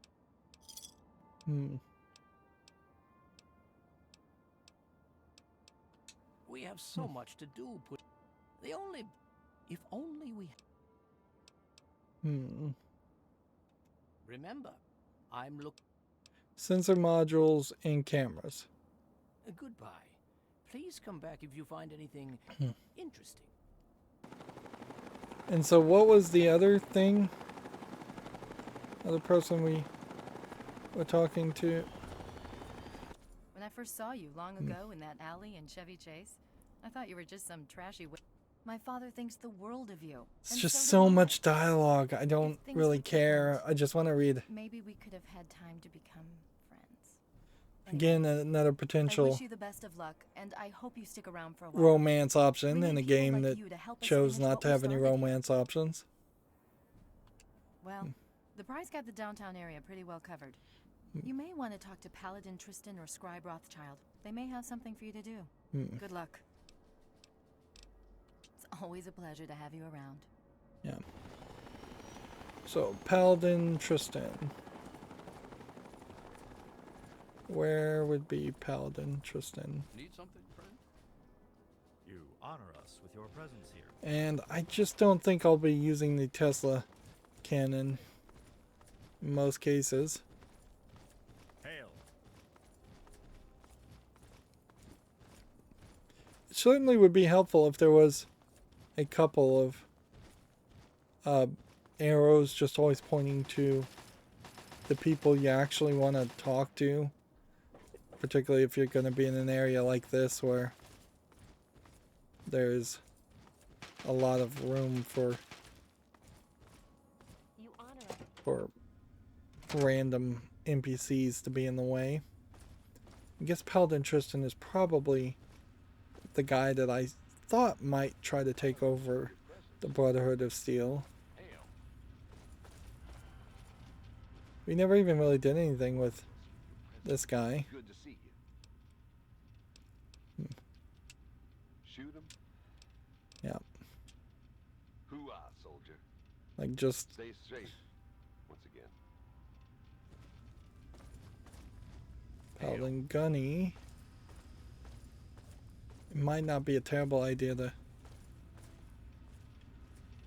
I There he told is. those bastards you could do it. Oh, there were doubters inside the Citadel to be certain, but Lyons was behind you all the way, and that was good enough for me. I can't think of a better compliment but to simply say the Brotherhood would be almost nothing without you. Thank you. From all of us. Well, yes, actually. If you're still up for it, I could always use a hand with my next assignment. The super mutants are still a major problem in the capital wasteland, and one of our primary missions is to cleanse this place of their stink. All I need you to do is to thin their numbers. You see one, you put a bullet into its head. I'm outfitting your Pip-Boy with the same blood sampling device we usually give our scouts. After you kill a mutant, grab a sample from its corpse, bring it here. I'll see you're properly compensated for your ammo expenditure. All right, we'll see you later. Keep your eyes peeled for muties. So now we can get blood samples from killing mutants.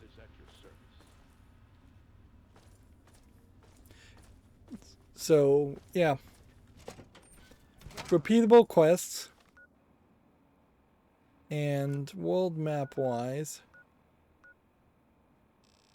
what I want to do is, well, first of all, for quests, the next thing to do would be to go into the pit.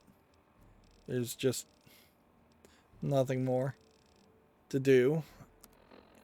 I would be interested to see how many quests we've actually completed now. 37. It sure feels like that number would be a lot higher. There's still definitely some places we haven't. I don't think there's places marked on the map we haven't been, but there are definitely little parts of places we haven't visited, and I'm still thinking that there's at least a couple of locations that that we found locked doors in.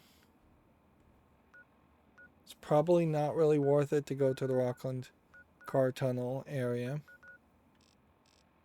What I want is the Capitol building, maybe. I don't think it's the Capitol building. White House, maybe. Georgetown. Maybe there's the Capitol building.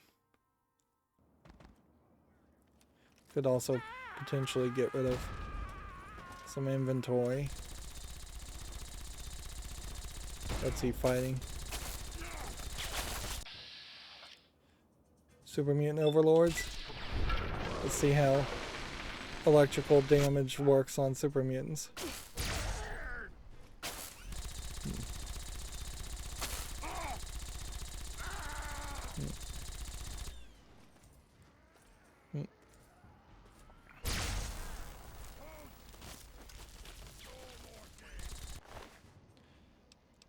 Super mutant blood sample. Okay.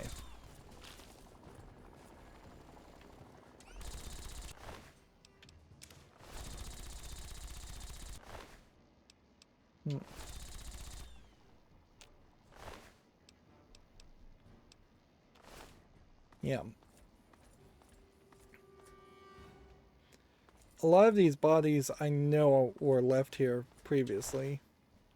And so we very possibly can't get super mutant blood samples out of those. But obviously there is a level of respawning that happens here.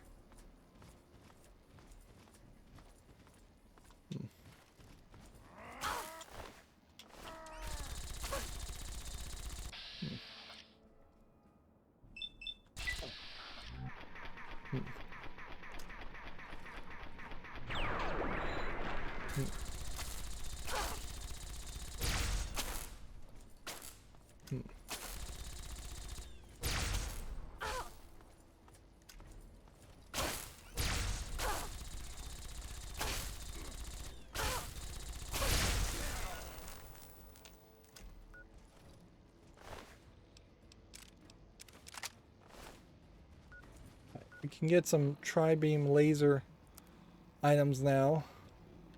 Start with a good one and repair it. I'm hearing a weird sound effect. Just like a growling.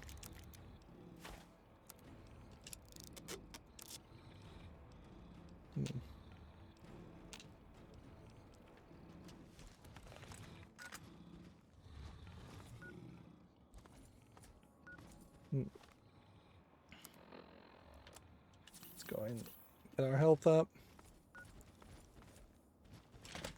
This is the west entrance. And there was that growling. Interesting. Okay. We've been here before. Let's go to the east entrance. I believe this was the place with the other presidential metro entrance. Yeah, run this way. Very unlikely to run into anything alive. We've just played the game too much. I can't complain really that the the game has given me some forever repeatable quests.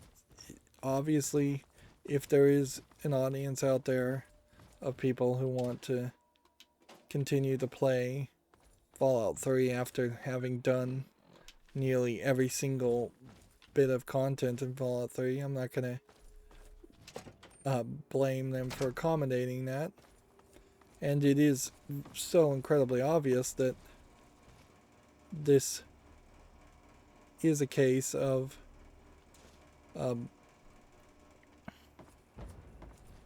this is totally a case of the accommodating. How do I say this better?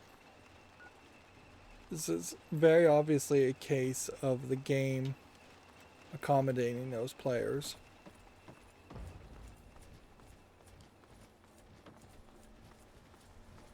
That it's not like it makes me feel as though I actually have to go and do that. If this is the equipment room, and this is the Adams Air Force Base exit, then I feel like the computer AI here is just too far to run. It's not that far.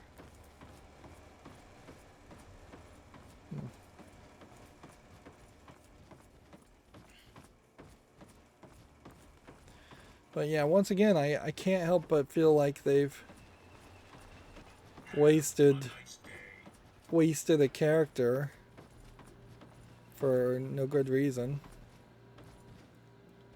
Nope, that can't be right.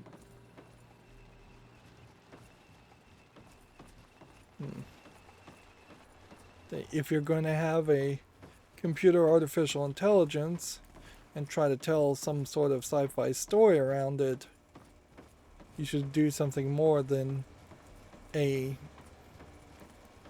puzzle conversation. Like they're basically making puzzle conversations that are not too unlike something you would have expected to see from something like a point-and-click adventure game.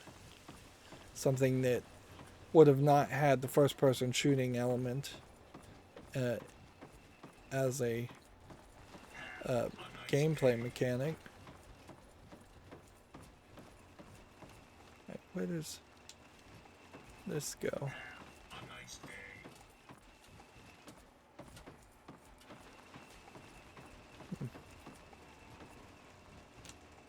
Let's see. Yeah, these doors never opened.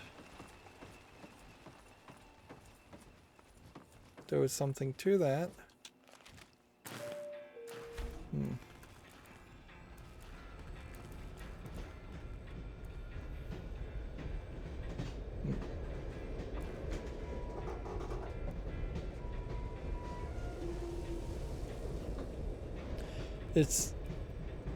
If this was going to be animated like this, you definitely would have expected to have seen it more than once. But no.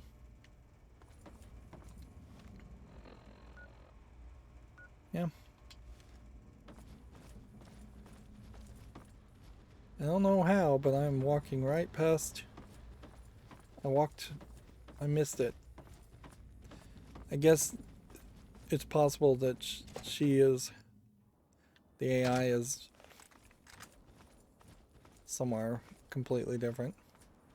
Right. Now that we're here, though, I think we can world map ourselves to here and just fast travel.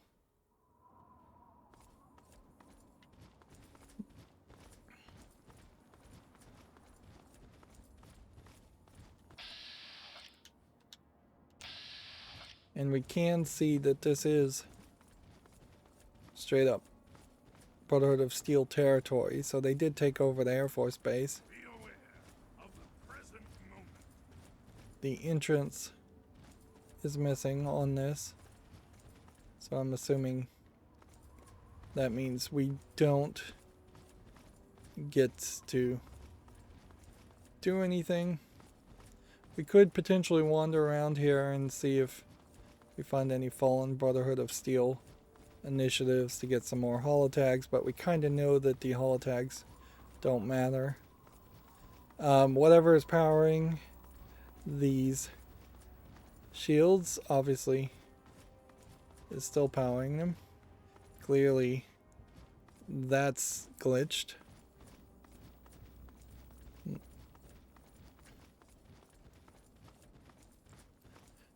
Unfortunately, you're back to the same situation though, where I can't fast travel out of this area after I check out the supply location, and B, I'm not going to find anything of any real value, maybe a named weapon at most. Unless I actually go through here and find a whole bunch of sensor modules and cameras, which I suppose we will now pick up. This is just a wall at this point. I assume this would have been a landing pad for airplanes or launch pad for airplanes at some point. Remember, there was one location that just had a locked gate for no reason. It was just randomly locked. There was no story to it or reason for it. And I assume what we're going to find is that inside this factory is going to be maybe some robots. If it is robots, we could get sensor modules. If we are looking for sensor modules, I would have to rethink about where sensor modules show up. Seems like this might be the factory that was creating all of these shields. There's a camera.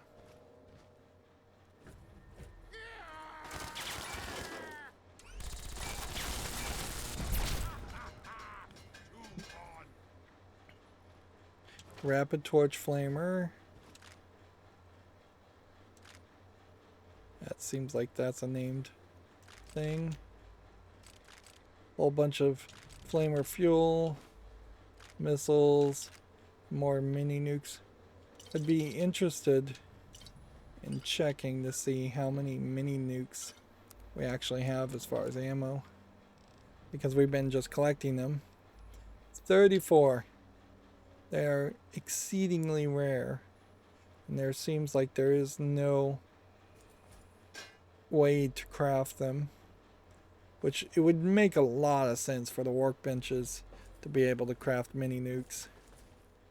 Maybe I would have gotten more mini nukes if I'd actually used mini nukes, but they're also kind of pointless. You'd half expect mini nukes to just be like grenades. What are they fighting with?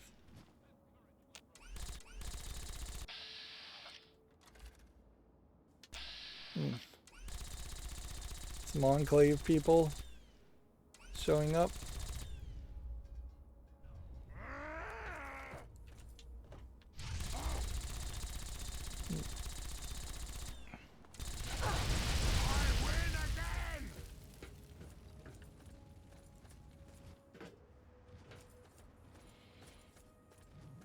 So,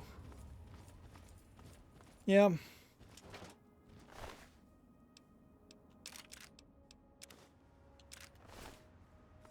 That was all that was there. Yeah, kind of pathetic. Fast travel here. And then back through this way.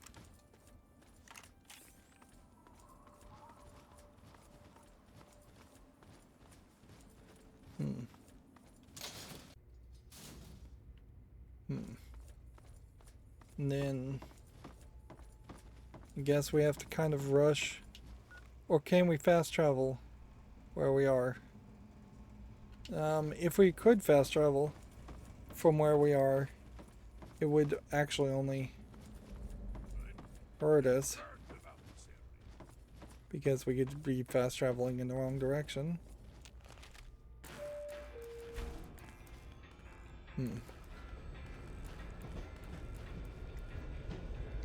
Potentially seizure-inducing flashes there to hide a load.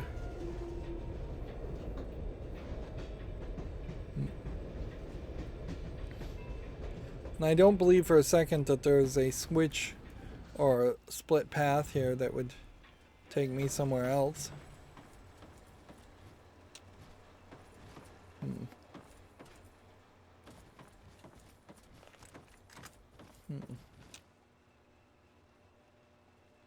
Yeah. So the first thing we should see is, can we get to the fast travel from this location? And the answer to that seems to be a qualified no.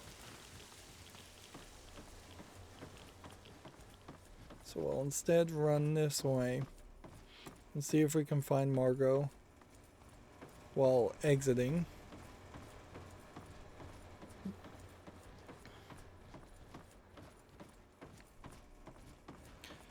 It doesn't really change the story much if 200 years ago some part of the United States government did escape to their Andrews Air Force Base. Like, yeah. It really doesn't change much there. Welcome back. How may I assist you today? Let's see. Currently, the presidential metro is running at 22% capacity. The only fully functional train line at the moment is the White House to Adams Air Force Base line. So we have some more questions, so I guess we can ask. My primary function. Let's pretend like we can ask these questions. Logging. So yeah, there's just no conversation there to get her to free herself or shut herself down. We are still... Let's see. Go this way. Oh. Let's go this way.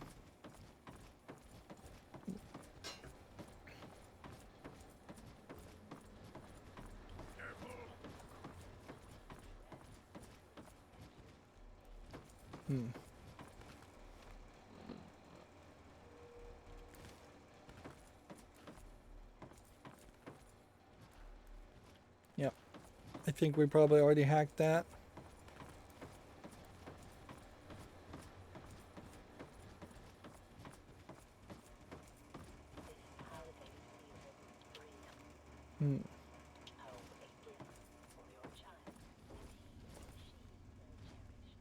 You get to hear some of these commercials over the radio,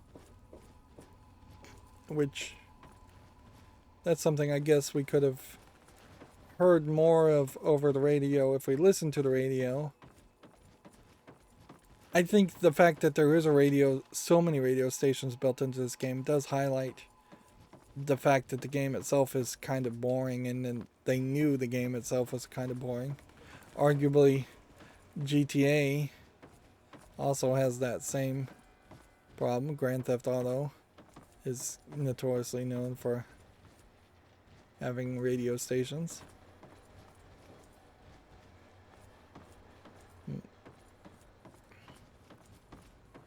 But yeah, if you're expecting your players to be so bored that they need distraction in the audio, that's not good audio design by any means, to have random commercials or news or music playing in the background.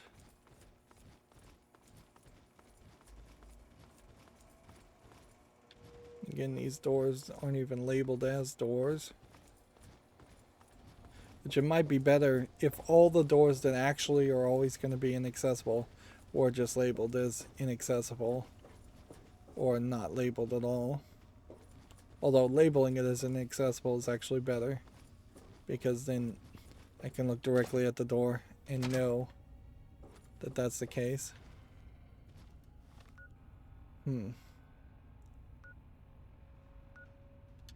Alright, and so this should take me straight to Pennsylvania Avenue, which is the whole irradiated White House. But that's good enough. Do we have any reason to really go to Rivet City? No. Megaton is still very much your home base. Yes?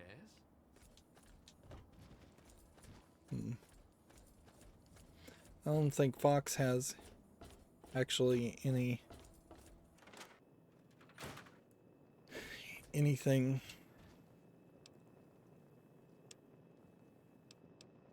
Gatling laser at 131 could use some repairs. Let's repair our equipment first, and then we'll put it away.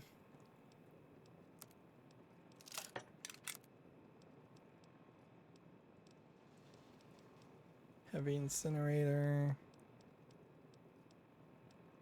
Tesla cannon, tri-beam laser, slow burn flamer, rapid torch flamer could repair. So let's see if we can maybe pull out some flamers. Do we have any flamers? Let's go all the way down. We have like one flamer.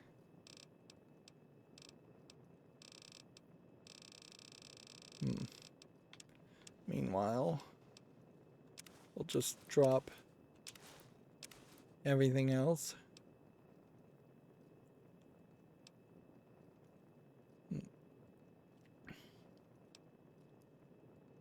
I don't know if I want to really drop these, and I don't think it really matters too much.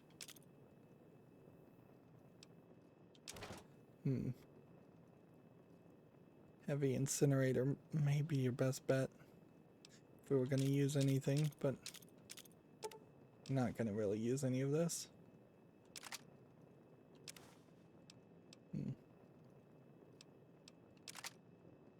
Let's go ahead and put the Tesla cannon away. It's too slow. We may regret that later on, but then do we not have any tri-beam lasers? Must have just sold them all. Alright.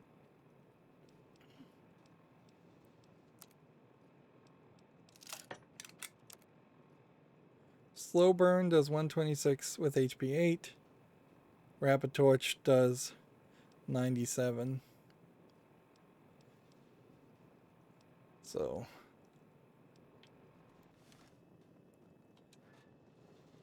yeah, I don't think any of those are actually worth holding on to. Then we can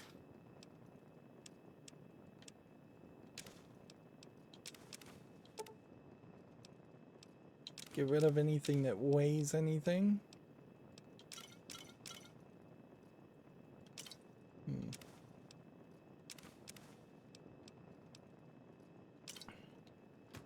There's still a question whether we could actually get the Mississippi mud pies. I suspect the answer to that is probably no. You can take one camera and sensor modules.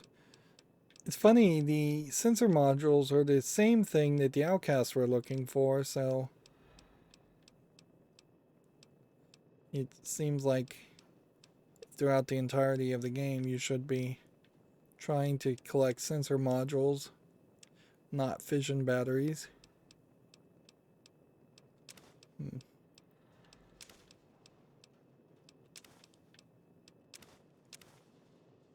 None of these weigh anything, right?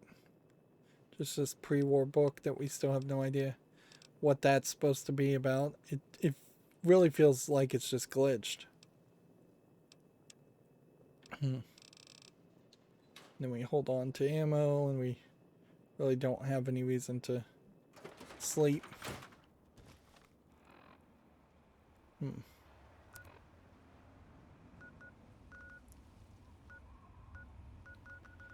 So does that leave us with anything left to do? I don't think so. Just for safety's sake, we might want to go check it and see if there were any more Brotherhood of Steel quests. But I think you're pretty much done. And some of these took place this time.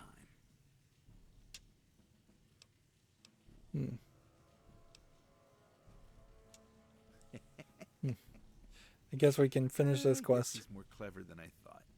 He's probably planning on selling the real Aquapura to raiders and slavers. Huh. Now there's a thought. Of course, lions would have my head if I tried anything of the sort. Many of us keep asking that same question. We have if... But yeah, things are being... So yeah. If I'm lucky.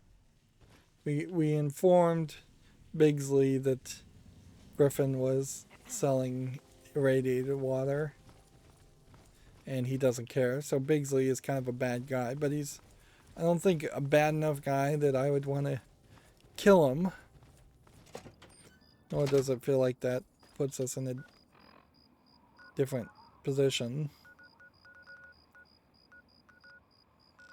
Zoom in a lot here.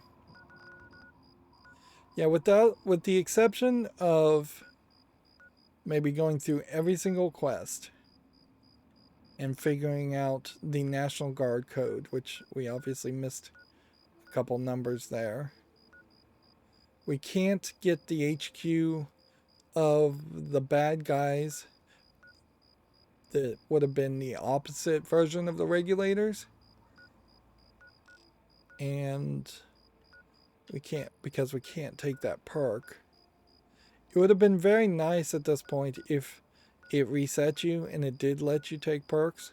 It's also very weird that none of these SATCOM arrays seem to have played any role in the game. Like, even if those were quests that would have played a role in the game otherwise. And it seems like it would be a little silly to try to run through Vault 87. We'll never get any more rad resistance. It's been a very long time since we've been to Tenpenny Tower. And I guess that's probably true for a lot of these locations. So, the next thing to do would be to... Do we have the slave outfit? No, we don't. Can we just go... Can we get another slave outfit somewhere around here?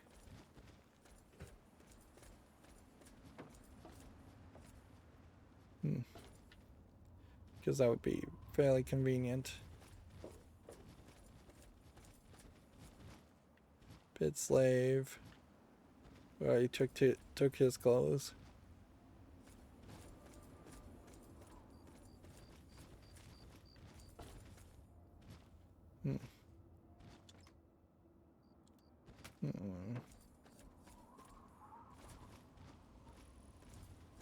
Well,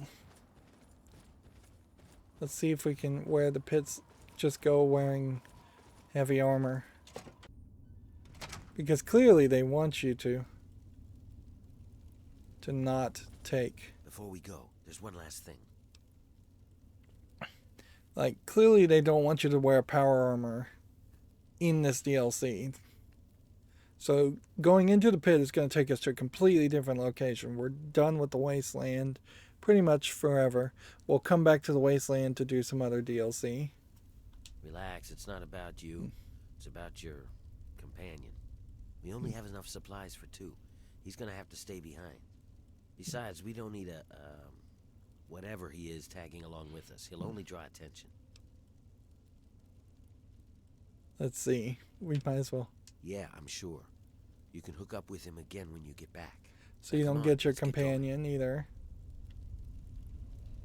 So Fox gets left behind. He's not even here. This tunnel leads to a complicated network of tunnels and old highways that travel far to the northwest to the pit, basically Pittsburgh. This is going to be a rough and harsh. Supplies will be scarce, and you won't be able to return until your business there is concluded. Stay in the capital wasteland, travel to the pit. So they're putting a very firm warning here. And then we fade to white again. And then go to a load screen. Fox has returned to the Museum of History. Interesting. I didn't know that's where Fox would have been. Hang on, someone's coming. Let me do the talking.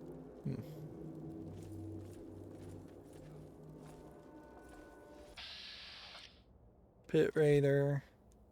Pit Raider.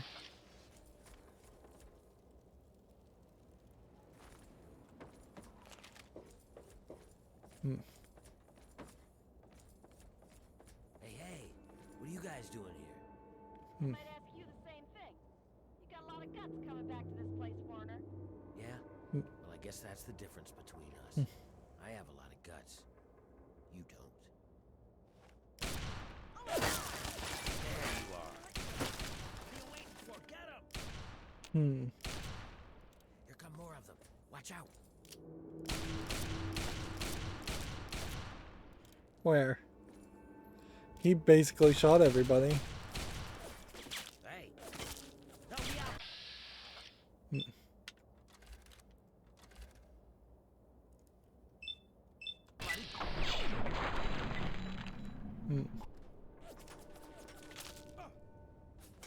So, Pit Raider. Supervisor's helmet.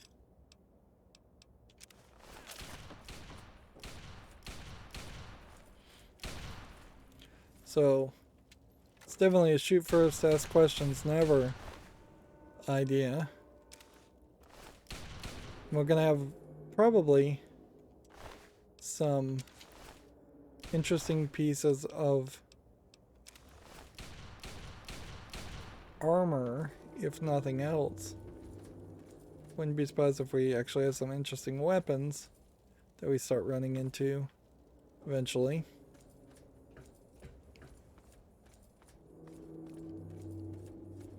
And maybe they are trying to establish here this is going to be a very brutal shoot first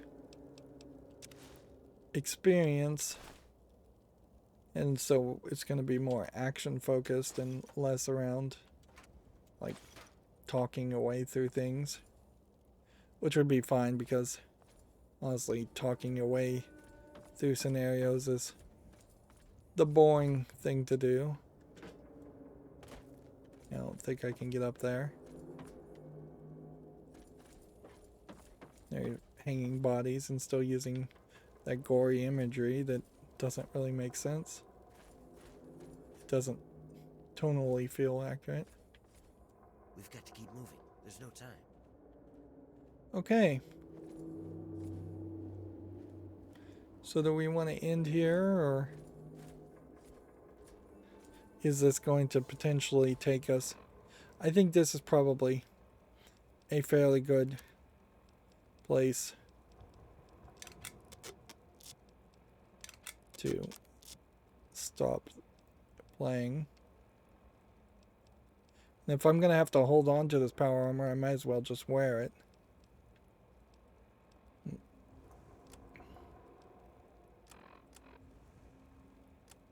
Yeah.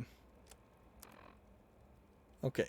World map You have the Pitt train yard, you have the Pitt bridge, you have Pitt's downtown, Pitt uptown, Haven, Pitt steel yard. So it is a smaller square section, and may not really even be 5 hours of gameplay. I wouldn't be surprised if all the DLC for Fallout 3 were bundled together as one season pass, and each is only about 5 hours at most as far as content. That definitely does seem like that's all that's going to happen here. It's interesting. Warner's distress signal, I guess, was this guy's distress signal. So this is the into the pit way in which you would have found it. Outcast's distress signal and Recon Craft Theta Beacon are all other DLC sections.